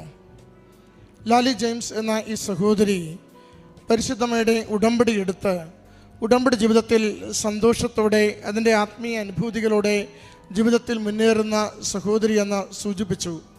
13 തവണ ഉടമ്പടി പുതുക്കി എന്നതിൻ്റെ അർത്ഥം ഉടമ്പടിയിൽ സ്ഥിരതയോടെ നിൽക്കുവാനുള്ള ഒരു മനസ്സ് ജീവിതത്തിനോടൊപ്പം സൂക്ഷിക്കുന്നു എന്ന് തന്നെയാണ്. സഹോദരിയുടെ പ്രധാന നിയോഗമായി ഈ നാളുകളിൽ അമ്മയുടെ കരങ്ങളിൽ ഏൽപ്പിച്ചു കൊടുത്തത് 10 വർഷമായി ഒരു വീടിന് വേണ്ടി പരിശ്രമിച്ചു. അതെങ്ങും എത്താതെ ഇങ്ങനെ നിൽക്കുമ്പോൾ ഈ വർഷം ആദ്യം ഉടമ്പടി 2025 ആദ്യം ഉടമ്പടി പുതുക്കുമ്പോഴാണ് സഹോദരി വീടിൻ്റെ ഭവനത്തിൻ്റെ കാര്യം അമ്മയുടെ കരങ്ങളിലേക്ക് ഏൽപ്പിച്ചു കൊടുക്കുന്നത്. സഹോദരി പറയുന്നുണ്ട്, ചുരുങ്ങിയ നാളുകൾ കൊണ്ട് അമ്മ മാതാവ് തന്നെ ആ ഭവനം പൂർത്തീകരിക്കുവാനുള്ള ഓരോരോ വഴികൾ തുറന്നു തരികയും ഡിസംബർ 27-ാം തീയതിയോടുകൂടി പുതിയ ഭവനത്തിൽ താമസിക്കും വിധം എല്ലാ കാര്യങ്ങളും അമ്മ ക്രമീകരിച്ചു തരികയും ചെയ്തുവെന്ന്. നമ്മുടെ ഏറെ വർഷം പഴക്കമുള്ള വിഷയങ്ങളാണെങ്കിലും അമ്മയുടെ കരങ്ങളിലേക്ക് ഏൽപ്പിച്ചു കൊടുക്കുമ്പോൾ ആ വിഷയത്തിന് മേലുള്ള ദൈവിക തീരുമാനം ആക്സിലറേറ്റ് ചെയ്യപ്പെടുന്നുണ്ട്. അത് തിടുക്കത്തിലാക്കി നമ്മളെ സഹായിക്കുന്നുണ്ട്. കാരണം അമ്മ തിടുക്കത്തിൽ സഞ്ചരിക്കുന്നവളാണ്. ഓരോരോ മക്കളുടെ ജീവിത വിഷയങ്ങളെയും ഹൃദയത്തിൽ ഏറ്റെടുത്ത് ജീവിത പ്രശ്നങ്ങൾക്ക് പരിഹാരം എങ്ങനെ കൊടുക്കാമെന്ന് തിരുക്കുമാരനോട് ആലോചന ചോദിച്ച് നമ്മുടെ ട്രാക്ക് ക്ലിയർ ആണെങ്കിൽ നമ്മുടെ ജീവിത വിഷയങ്ങൾക്കുള്ള പരിഹാരം വേഗത്തിലാക്കുവാൻ അമ്മ എപ്പോഴും സഹായിക്കും. ശാരീരികമായ രോഗക്ലേശങ്ങളെയും സഹോദരി സൂചിപ്പിച്ചു. അമ്മയുടെ നേർച്ചവസ്തുക്കളുടെ ഉപയോഗത്തിലൂടെ അതിന് ലഭിച്ച സൗഖ്യത്തെയും സാക്ഷ്യപ്പെടുത്തി. പ്രിയമുള്ളവരെ, ഉടമ്പടി സമയച്ചുരുക്കത്തിൻ്റെ ദൈവിക പദ്ധതിയാണ്. ഉടമ്പടിയിൽ നമ്മൾ ദൈവനാമത്തെ മഹത്വപ്പെടുത്തുവാൻ എത്ര കണ്ട് എൻ്റെ ജീവിതത്തിൻ്റെ ഉടയവൻ, ഞാൻ ഓരോ ദിവസവും ചരിക്കുന്നതും ജീവിക്കുന്നതും തീരുമാനങ്ങൾ എടുക്കുന്നതും എൻ്റെ കർത്താവിനോട് ആലോചന ചോദിച്ചെന്ന് ആത്മാർത്ഥതയോടുകൂടി നമുക്ക് പറയുവാനാകുമ്പോൾ നമ്മൾ ദൈവാത്മാവ് വസിക്കുന്ന ജീവിതത്തിൻ്റെ ഉടമകളായിത്തീരുന്നു. വാക്കുകൊണ്ട് ഒരുപക്ഷെ പറയുവാനാവാത്ത സങ്കടങ്ങൾ പോലും നിയോഗങ്ങൾ പോലും ആത്മാവ് ദൈവസന്നിധിയിലേക്ക് ഉയർത്തുമ്പോൾ അതിന്മേൽ ദൈവം തീരുമാനമെടുത്ത് അനുഗ്രഹിക്കുന്നത് നമുക്ക് അനുഭവിക്കുവാനാവും. എത്ര നാളായി ദൈവസന്നിധിയിൽ കണ്ണീരോടെ ജീവിതത്തിൻ്റെ ഒരു വിഷയത്തിന് വേണ്ടി നാം പ്രാർത്ഥിക്കുന്നുണ്ടെങ്കിലും ആ വിഷയത്തെ ദൈവകരങ്ങളിലേക്ക് വിട്ടുകൊടുക്കുമ്പോൾ അതിന് ചേർന്ന ഇൻവെസ്റ്റ്മെൻറ്റ് ദൈവസന്നിധിയിൽ നമുക്കുണ്ടാവണം. അത് കൃപയുടെ, അത് വിശുദ്ധിയുടെ, ദൈവസ്നേഹത്തിൻ്റെ ഇൻവെസ്റ്റ്മെൻ്റാണ്. നമുക്ക് പറയുവാനാവണം, ഞാൻ ജീവിക്കുന്നത് പാപമില്ലാതെയാണ്, ഞാൻ ജീവിക്കുന്നത് ദൈവസ്നേഹത്തിനാണ്, ഞാൻ പെരുമാറുന്നത് മറ്റുള്ളവരോട് അനുകമ്പയോടും സ്നേഹത്തോടും കൂടിയാണെന്ന്.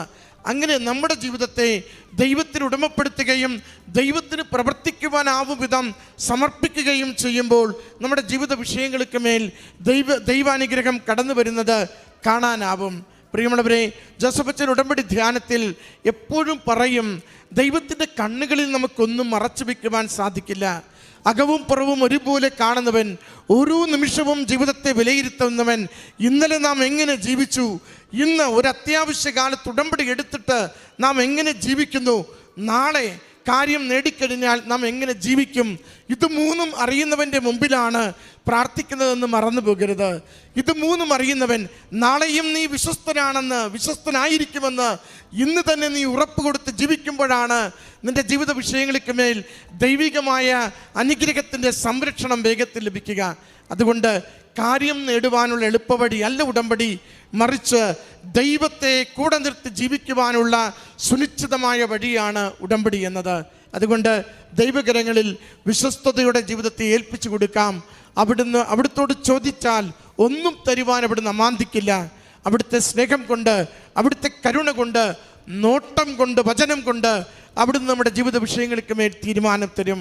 ആ കൃപയ്ക്ക് വേണ്ടി ആഗ്രഹിച്ച് പ്രാർത്ഥിക്കാം.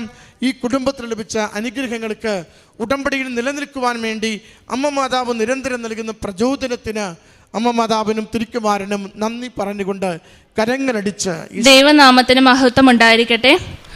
പരിശുദ്ധ അമ്മ ജീവനോടെ പ്രത്യക്ഷപ്പെട്ട ഈ മണ്ണിൽ വിശ്വാസത്തിൻ്റെ പ്രത്യക്ഷീകരണത്തിൻ്റെ ഭാഗമാകാൻ അനുഗ്രഹിച്ച അമ്മയ്ക്കും തിരുക്കുമാരനും കോടാനുകോടി നന്ദി അർപ്പിക്കുന്നു.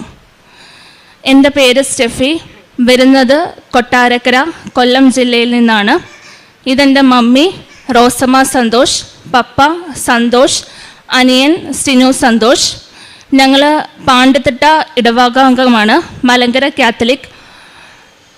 എൻ്റെ ആദ്യത്തെ 6 നിയോഗങ്ങളിൽ 4 നിയോഗമാണ് ഇതുവരെയും സാധിച്ചിട്ടുള്ളത്. ബാക്കി 2 നിയോഗങ്ങളും അമ്മയുടെ മധ്യസ്ഥതയിൽ നടക്കുമെന്ന് ഞാൻ വിശ്വസിക്കുന്നു. ഞാനും എൻ്റെ മമ്മിയും ഉടമ്പടിയിലാണിപ്പം. ഞങ്ങൾ ഉടമ്പടി എടുത്തത് 2023 മെയ് 25 എടുത്തത്. ഉടമ്പടി അല്ലെങ്കിൽ കൃപാസനം എന്ന് ആദ്യം കേൾക്കുമ്പോൾ എൻ്റെ വീടിൻ്റെ അടുത്തുള്ള ഒരു ആൻറ്റി ഇതുപോലെ പറഞ്ഞു, ഞങ്ങൾ കൃപാസനത്തിൽ പോയി. അപ്പം ഞങ്ങൾക്കൊന്നും അറിയത്തില്ലായിരുന്നു കൃപാസനം എന്താണെന്നോ അവിടെ ഉടമ്പടി എന്താണെന്നോ ഒന്നും അറിയത്തില്ലായിരുന്നു. അപ്പം ആൻറ്റി പറഞ്ഞു, ഇതുപോലെ കൃപാസനത്തിൽ പോയി നിങ്ങൾ ഉടമ്പടി എടുക്കും, ഇതുപോലെ കാര്യങ്ങളൊക്കെ വിശദീകരിച്ചു തന്നു. ഉടമ്പടിയിൽ ഇന്നതൊക്കെ ചെയ്യണം എന്നുള്ള കാര്യങ്ങളൊക്കെ വിശദീകരിച്ചു തന്നു. അപ്പോൾ ഞങ്ങൾ ആദ്യം ഒന്ന് ജസ്റ്റ് അവിടെ പോയി ഉടമ്പടിയെക്കുറിച്ചൊന്ന് അന്വേഷിക്കാം. അപ്പം ആൻറ്റി പറഞ്ഞു, ഒരു കാര്യം ചെയ്യും, നിങ്ങൾ മോൻ ഇങ്ങനെയാണല്ലോ, മോനെന്ന് പറയുന്നത് മെൻ്റലി റിട്ടാർഡഡ് ആയിട്ടുള്ള കുട്ടിയാണ്. അപ്പം കുഞ്ഞുനാൾ മുതലേ അവൻ അങ്ങനെയാണ്. അപ്പം അതുകൊണ്ട് മോൻ്റെ നിയോഗം വെച്ച് തന്നെ ആദ്യം ഒരു ഉടമ്പടി എടുക്കാൻ പറഞ്ഞു. നല്ല മാറ്റം അവന് വരുമെന്ന് പറഞ്ഞു. അപ്പോൾ ആദ്യം ജസ്റ്റ് ഇവിടെ വന്ന് ഉടമ്പടി എടുക്കാം, അപ്പോൾ അതിനുള്ള കാര്യങ്ങളൊക്കെ എങ്ങനെ, അല്ലെങ്കിൽ അതിൻ്റെ പ്രൊസീജിയേഴ്സ് എങ്ങനെ എന്ന് മനസ്സിലാക്കിയിട്ട് പോകാമെന്ന് വിചാരിച്ചു. അങ്ങനെ മെയ് ആദ്യ വാരത്തോടു കൂടി ഞങ്ങൾ കൃപാസനത്തിൽ വന്നു. ഞാനും എൻ്റെ മമ്മിയുമാണ് വന്നത്. അപ്പം ഇവിടെ വന്നപ്പം ഇങ്ങനെ ഒരു ആൻറ്റിയോട് ചോദിച്ചപ്പം ഒരു ആൻറ്റി പറഞ്ഞു, ഈ മണ്ണിൽ കാല് കുത്തിയവരാരും ദുഃഖത്തോടെ തിരിച്ചു പോയിട്ടില്ല, ഒരുപടി നല്ല സന്തോഷങ്ങളും നല്ല അനുഭവങ്ങളുമായിട്ടാണ് ഈ മണ്ണിൽ നിന്ന് തിരിച്ചു പോയിട്ടുള്ളതെന്നും. അപ്പോൾ ഞങ്ങൾക്ക് വിശ്വാസം കുറച്ചും കൂടെ ഏറെയായി. അങ്ങനെ എന്തായാലും ഉടമ്പടി എടുക്കാമെന്ന് വിചാരിച്ചു. അങ്ങനെ 2023 മെയ് 25 ഞാൻ ഉടമ്പടി എടുത്തു. മമ്മി ഉടമ്പടി എടുക്കുന്നത് ഏപ്രിൽ 2000, ഞാൻ ഹോസ്റ്റലിൽ താമസിക്കുന്നതുകൊണ്ട് തന്നെ മമ്മി ഉടമ്പടി എടുത്തത് 2024 ഏപ്രിലാണ് ഉടമ്പടി എടുക്കുന്നത്. എൻ്റെ ആദ്യത്തെ നിയോഗം എന്ന് പറയുന്നത് UGC നെറ്റ് എക്സാം പാസ്സാവുക എന്നുള്ളതായിരുന്നു. അതായത് എല്ലാവർക്കും അറിയാവുന്ന കാര്യമായിരിക്കും, UGCയുടെ റൂൾസ് ആൻഡ് റെഗുലേഷൻസ് ഭയങ്കര ചെക്കിങ്, അതുപോലെ ഒരു NTA നടത്തുന്ന എക്സാമാണ്. അപ്പം അതിൻ്റേതായിട്ടുള്ള റൂൾസ് ആൻഡ് റെഗുലേഷൻസും അതിൻ്റെ ചെക്കിങ്ങും എല്ലാ പ്രൊസീജിയേഴ്സും ഉണ്ട്. അപ്പം ഞാൻ എൻ്റെ PG സമയത്തായിരുന്നു ഞാൻ ഉടമ്പടി എടുത്തിരുന്നത്. എൻ്റെ സെമസ്റ്റർ 1 സെമസ്റ്റർ 2 സമയത്ത് തൊട്ട് നമുക്ക് UGC എക്സാം, നെറ്റ് എക്സാം നമുക്ക് എഴുതി തുടങ്ങാമായിരുന്നു. അങ്ങനെ ഫസ്റ്റ് എക്സാം ഞാൻ എഴുതി. അത് ഞാൻ വലുതായിട്ട് പഠിച്ചതുമില്ല, പക്ഷെ എഴുതി എനിക്ക് കിട്ടിയില്ല. രണ്ടാമത്തെ എക്സാം ഞാൻ പഠിച്ചിട്ട് പോയി നല്ലതുപോലെ, പക്ഷെ എനിക്ക് അതും കിട്ടിയില്ല. മൂന്നാമത്തെ എക്സാമിൻ്റെ സമയത്തായിരുന്നു ഞാൻ ഉടമ്പടി എടുത്തുകൊണ്ടിരുന്നത്. അങ്ങനെ ഞാൻ ഉടമ്പടി എടുത്തത് മെയ്യിലായിരുന്നു. മൂന്നാമത്തെ എക്സാം വന്നത് ജൂണിലായിരുന്നു. ജൂണിൽ എൻ്റെ എക്സാം നടന്ന സമയത്തും ഞാൻ കാശുരൂപവും അതുപോലെ ഉടമ്പടി നേർച്ച വസ്തുക്കളായിട്ടുള്ള ഉപ്പും ഉടമ്പടി തൈലവും കൊണ്ടുപോയിരുന്നു. കാശുരൂപം ഞാൻ അവിടെ എക്സാം ഹാളിൽ കയറ്റും എന്നാണ് വിചാരിച്ചത്. പക്ഷേ ഞാനൊരു ട്രിക്ക് പോലെ ചെയ്തത്, എൻ്റെ റിസ്റ്റിൽ ഞാനാണെങ്കിൽ കൈയുടെ ഭാഗത്താണെങ്കിൽ ഞാൻ ഒരു നൂല് പോലെ കെട്ടിയിട്ട് അതിനകത്ത് കാശുരൂപം വെച്ചിട്ടായിരുന്നു ഞാൻ പോയത്. അപ്പം എൻ്റെ ഒരു ഇതിൽ അവിടെ ഞാൻ ആദ്യത്തെ എക്സാംസ് ഒക്കെ എഴുതിയപ്പം, അതായത് ആദ്യത്തെ സെൻറ്ററിലൊക്കെ പോയപ്പം വലിയ പ്രശ്നങ്ങളൊന്നും ഇല്ലായിരുന്നു. പക്ഷെ മൂന്നാമത്തെ എക്സാം സെൻറ്ററിൽ ചെന്നപ്പം കടുത്ത റെഗുലേഷൻസ് ആയിരുന്നു. അവർക്ക് എൻ്റെ കയ്യിലെ ഈ റിസ്റ്റിലുള്ള ആ കാശുരൂപം അവരെടുത്ത് മാറ്റി. കാശുരൂപം എടുത്ത് മാറ്റി കഴിഞ്ഞപ്പോഴത്തേന് എനിക്ക് ഇച്ചിരി ഞാനൊന്ന് പേടിച്ചു. അമ്മേ, എല്ലാം തകർന്നു പോവോ എന്നെനിക്കൊരു ഭയം ഉണ്ടായിരുന്നു. പക്ഷെ ഞാൻ അമ്മയോട് പ്രാർത്ഥിച്ച്, അതായത് അവർ പറഞ്ഞു എല്ലാ സാധനങ്ങളും എടുത്ത് മാറ്റി വെക്കാനായിട്ട് പറഞ്ഞു. അപ്പം ഞാനാണെങ്കിൽ എൻ്റെ ബാഗിൽ തന്നെ എടുത്തു വെച്ചു. ബാഗിൽ എടുത്തു വെച്ചപ്പം ഞാൻ അമ്മയോട് പറഞ്ഞു, ഇത്രയും പ്രാർത്ഥിച്ചോളൂ, അമ്മ പുറത്തിരിക്കുകയാണ്, പക്ഷേ എൻ്റെ അകത്ത് വന്ന് എൻ്റെ എക്സാം എനിക്ക് നല്ലതുപോലെ എഴുതി തരണം എന്ന് പറഞ്ഞു. എനിക്കൊന്നും അറിയത്തില്ല, അപ്പം അമ്മ വന്ന് എനിക്ക് അവിടെ എഴുതി തന്നാലേ ഞാൻ എക്സാം പാസ്സാകത്തുള്ളൂ എന്ന് പറഞ്ഞു. അങ്ങനെ എക്സാം എഴുതി കഴിഞ്ഞു. പക്ഷേ ആദ്യത്തെ 2 എക്സാം എഴുതി കഴിഞ്ഞതിനെക്കാട്ടിലും എനിക്കൊരു സാറ്റിസ്ഫാക്ഷൻ ഉണ്ടായിരുന്നു ഈ എക്സാം എഴുതി കഴിഞ്ഞപ്പം. അമ്മ കൂടെ ഉണ്ട് എന്നുള്ള വിശ്വാസത്തിലാണ് ഞാൻ പോയി എക്സാം എഴുതിയത്. അതുകൊണ്ട് തന്നെ എനിക്ക് നല്ലൊരു സാറ്റിസ്ഫാക്ഷനും ഉണ്ടായിരുന്നു. അങ്ങനെ ഞാൻ എക്സാം എഴുതി കഴിഞ്ഞു. അപ്പം കുട്ടികളോടൊക്കെ ചോദിച്ചപ്പോൾ അവർക്ക് പാടായിരുന്നെന്ന് പറഞ്ഞു. അത് കഴിഞ്ഞിട്ട് അതിൻ്റെ പ്രൊവിഷണൽ ആൻസർ കീയും നമ്മുടെ ആൻസർ കീ റെസ്പോൺസും വന്നു ഒരു 2 ആഴ്ച കഴിഞ്ഞപ്പോഴത്തേനും. അപ്പം നമ്മുടെ ആൻസേഴ്സ് നമുക്ക് ചെക്ക് ചെയ്യാനുള്ള അവസരം ഉണ്ടായിരുന്നു. അപ്പം നിങ്ങൾക്ക് അറിയായിരിക്കും, UGCയുടെ കട്ട് ഓഫ് എന്ന് പറയുന്നത് സാധാരണ ഒരു 170 മാർക്കിലാണ് ഔട്ട് ഓഫ് 300 വരുന്നത്. അപ്പം ഈ 170 മാർക്ക് അറ്റൈൻ ചെയ്ത് നമുക്ക് എടുക്കാൻ വേണ്ടിയിട്ട് നല്ല പാടായിരുന്നു. അപ്പം ഞാൻ ഇതുപോലെ ആൻസർ കീയും എൻ്റെ റെസ്പോൺസ് കീയും ഞാൻ വെച്ച് നോക്കിയപ്പം എനിക്ക് കിട്ടുന്ന മാർക്ക് എന്ന് പറയുന്നത് 150. അപ്പം അത് 170 ആ ഒരു റേഞ്ചിലേക്ക് എത്തിക്കാനായിട്ട് ഞാൻ നല്ലതുപോലെ, അതായത് വീണ്ടും വീണ്ടും വീണ്ടും ഞാൻ ആൻസർ കീസ് മാറ്റി നോക്കി. പക്ഷേ എനിക്ക് എൻ്റെ 150 എന്നുള്ള ഒരു കട്ട് ഓഫ് എനിക്ക് കടക്കാനായിട്ട് എനിക്ക് പറ്റുന്നില്ലായിരുന്നു.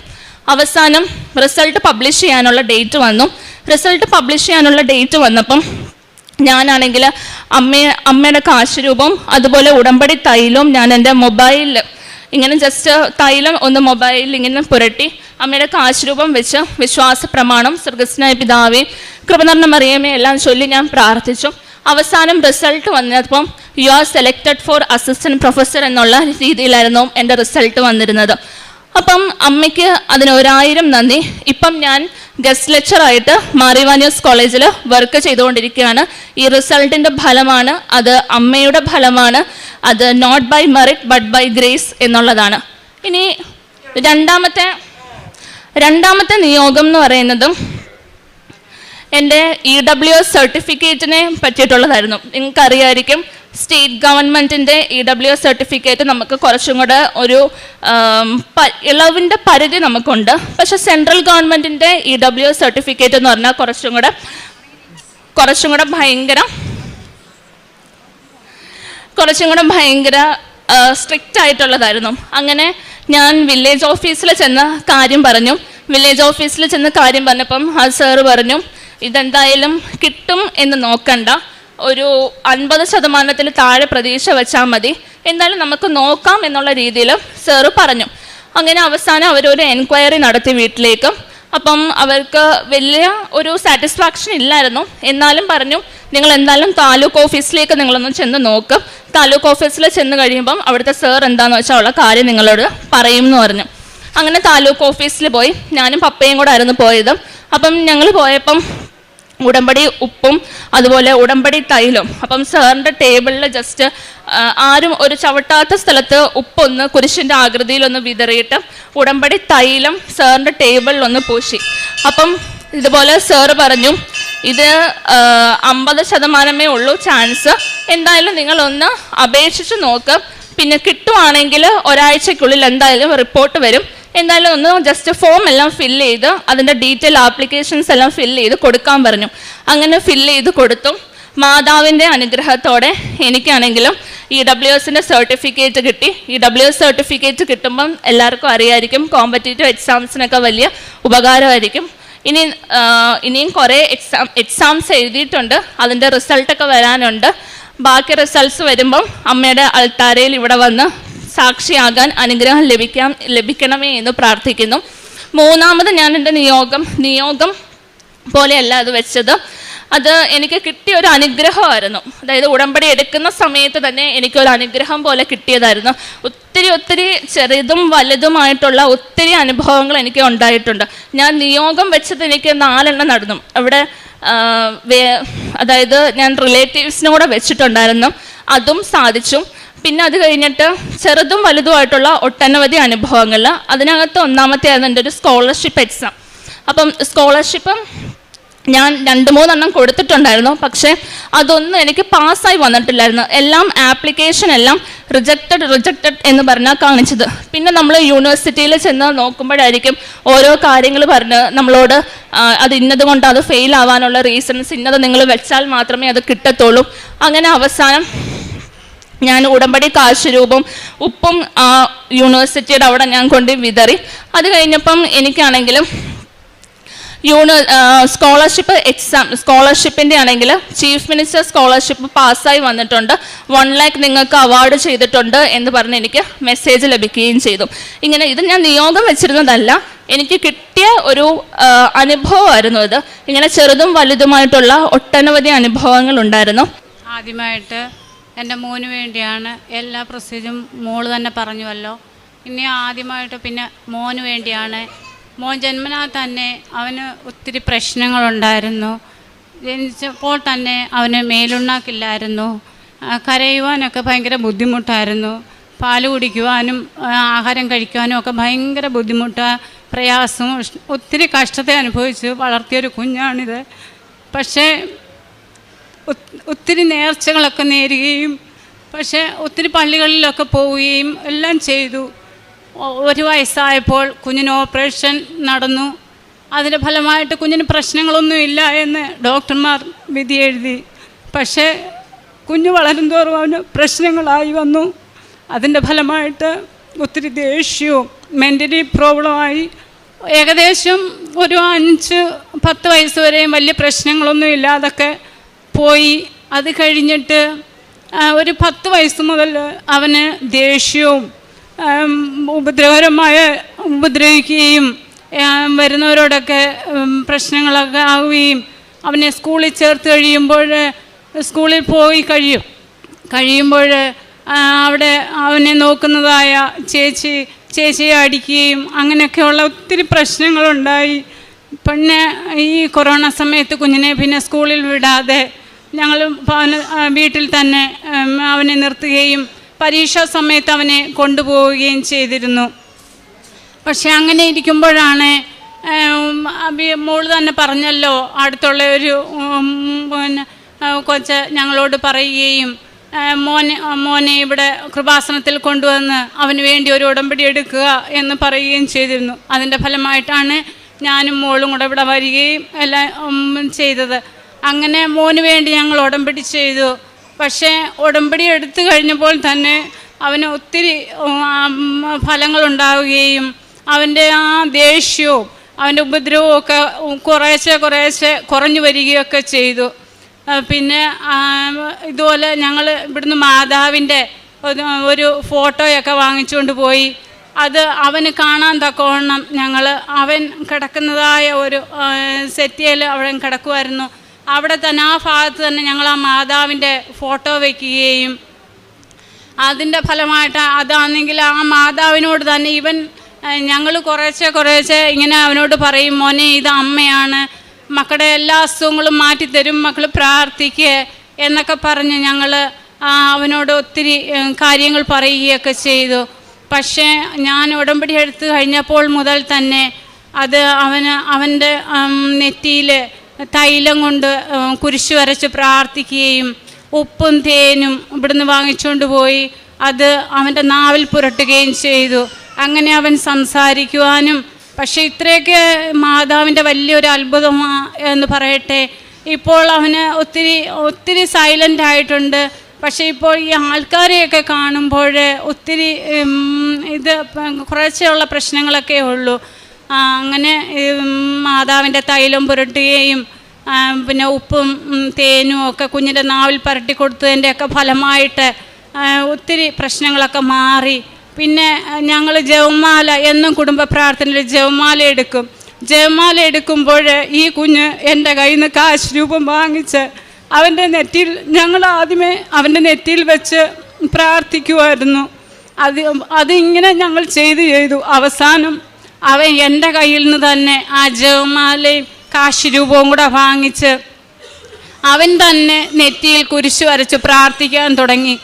എന്നും ഞങ്ങൾ യൂട്യൂബിൽ അച്ഛൻ്റെ ധ്യാനം കൂടുകയും പ്രാർത്ഥിക്കുകയും ചെയ്യുമായിരുന്നു. പക്ഷെ ആദ്യമൊന്നും അവൻ അത്ര ശ്രദ്ധിക്കത്തില്ലായിരുന്നു. പക്ഷെ പിന്നെ അവൻ അത് ശ്രദ്ധിച്ചു തുടങ്ങി. അച്ഛൻ കൈകൊട്ടി പാടാൻ പറയുമ്പോൾ, ഹല്ലേലൂയ സ്തോത്രം എന്നൊക്കെ പറയുമ്പോൾ അവൻ തന്നെ അവൻ്റെ ഭാഷയിൽ ഹല്ലേലൂയ എന്നും കൈകൊട്ടി പാട്ടുപാടുകയൊക്കെ ചെയ്തുകൊണ്ടിരിക്കുന്നു ഇപ്പോഴും. അങ്ങനെ അവന് ഇപ്പോൾ വലിയ കുഴപ്പങ്ങളൊന്നുമില്ലാതെ അമ്മയുടെ മാധ്യസ്ഥതയല്ലേ ഇപ്പോൾ വലിയ പ്രശ്നങ്ങളൊന്നുമില്ലാതെ അവന് നടന്നു പോകുന്നു. പിന്നെ ഞങ്ങൾക്കൊരു ഭവനം വേണമായിരുന്നു. ഞങ്ങളുടെ ഭവനം എന്ന് പറയുന്നത് ചെറിയൊരു വീടും അത് ചോർന്നൊലിക്കുന്ന ഒരു മഴ പെയ്ത് കഴിയുമ്പോൾ ചോർന്നൊലിക്കുന്നൊരു ഭവനമായിരുന്നു. അത് ഞാൻ ഉടമ്പടിയിൽ വെച്ച് കഴിഞ്ഞപ്പോൾ ആദ്യമൊക്കെ പ്രശ്നമുണ്ടായി, ഭവനം വെക്കുന്നില്ല എന്നുള്ള രീതിയിലൊക്കെ ആയി. പക്ഷേ ഞാൻ നിർബന്ധിച്ചു ഭവനം വേണമെന്ന്. പക്ഷെ അത് എന്നിട്ടും ഭവനം ഇതൊക്കെ മതി എന്നുള്ള രീതിയിലൊക്കെ ആയി. പക്ഷേ ഞാൻ ഉടമ്പടി ചെയ്തു. ഇവിടുന്ന് ഞാൻ മണൽ കൊണ്ടുപോയി ഞങ്ങളുടെ മുറ്റത്ത് കുരിശ് വരച്ച് പ്രാർത്ഥിച്ചു.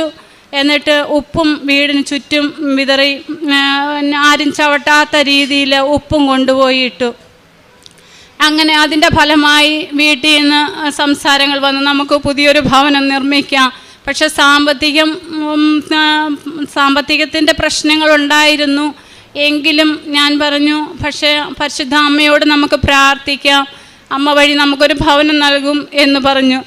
അതിൻ്റെ ഫലമായിട്ട് കഴിഞ്ഞ ജനുവരിയിൽ മുതൽ വീടിൻ്റെ ഭവനത്തിനുള്ള എല്ലാം ചെയ്തു. ഈ എല്ലാ പണികളും പൂർത്തിയായി. ഈ ജനുവരി 14 വീടിൻ്റെ കൂദാശ കഴിഞ്ഞു. അമ്മയുടെ മാധ്യസ്ഥതയാൽ ഞങ്ങൾക്ക് നല്ലൊരു ഭവനം തന്ന് ഈശോ ഞങ്ങളെ അനുഗ്രഹിച്ചു. ഇത്രയും പറഞ്ഞുകൊണ്ട് എൻ്റെ സാക്ഷ്യത്തിൽ നിന്നും വിരമിക്കുന്നു. പ്രേക്ഷിത പ്രവർത്തനം നടത്തിയത് ഞാൻ ഹോസ്റ്റലിലായിരുന്നത് കൊണ്ട് തന്നെ ഇവിടുന്ന് കിട്ടുന്ന പത്രം ഞാൻ മെഡിക്കൽ കോളേജിലായിരുന്നു ഞാൻ കൊടുത്തിരുന്നത്.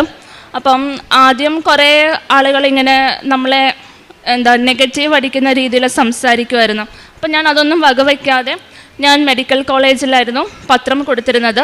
പിന്നെ അത് കഴിഞ്ഞിട്ട് യൂട്യൂബിൽ വീഡിയോസ് ഷെയർ ചെയ്യുകയും ഞാനും മമ്മിയും യൂട്യൂബിൽ വീഡിയോസ് ഷെയർ ചെയ്യുകയും അത് സ്റ്റേറ്റസ് ആക്കുകയും ചെയ്തിരുന്നു.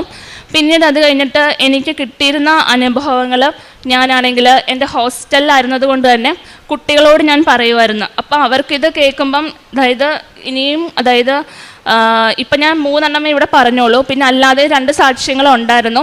അതെൻ്റെ റിലേറ്റീവ്സുമായിട്ട് ബന്ധപ്പെട്ട്. അപ്പം ഇതെല്ലാം കേട്ട് കഴിഞ്ഞപ്പോഴത്തേന് അവർക്കും ഭയങ്കര വിശ്വാസമായി. അങ്ങനെ 2-3 പേരാണെങ്കിൽ വീണ്ടും ഇവിടെ വന്ന് ഉടമ്പടി എടുക്കുകയും ചെയ്തു.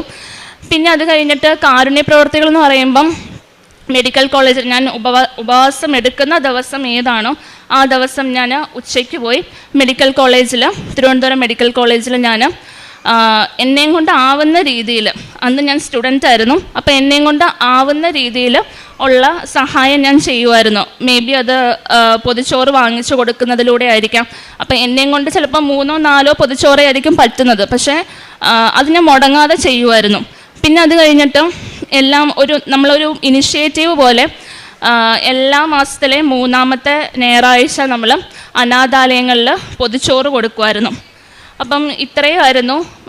പിന്നെ മമ്മിയാണെങ്കിൽ തന്നെ മമ്മിക്ക് ചെറിയൊരു രീതിയിൽ തയ്യലിൻ്റെ ചെറിയൊരു വരുമാനം ഉണ്ടായിരുന്നു. അപ്പോൾ അതിനകത്ത് ചെറിയൊരു രീതിയിൽ മമ്മി ഒരു പാർട്ട് അല്ലെങ്കിൽ ഒരു ഭാഗം ആരും ഇല്ലാത്ത ആളുകൾക്ക് വേണ്ടിയിട്ട്, അതായത് സഹായം ചോദിച്ചു വരുന്നവരാകാം, അല്ലെങ്കിൽ ചിലപ്പോൾ നമ്മുടെ നാട്ടിൽ തന്നെ ഉള്ള പാവപ്പെട്ട ആളുകളായിരിക്കും. അപ്പോൾ അവർക്ക് ചിലപ്പം ചെറിയൊരു രീതിയിൽ ധനസഹായമോ അല്ലെങ്കിൽ അവിടുത്തെ കുട്ടികളെ പഠിപ്പിക്കുന്ന രീതിയിൽ ചെറിയൊരു എമൗണ്ട് കൊടുക്കുന്നതുമായിരിക്കും. എല്ലാ ദിവസവും കുർബാന, ഹോസ്റ്റലിൽ ഞങ്ങൾക്ക് കുർബാന ഉണ്ടായിരുന്നു. അപ്പം എല്ലാ ദിവസവും എനിക്ക് കുർബാന കൂടാൻ പറ്റിയിട്ടുണ്ടായിരുന്നു.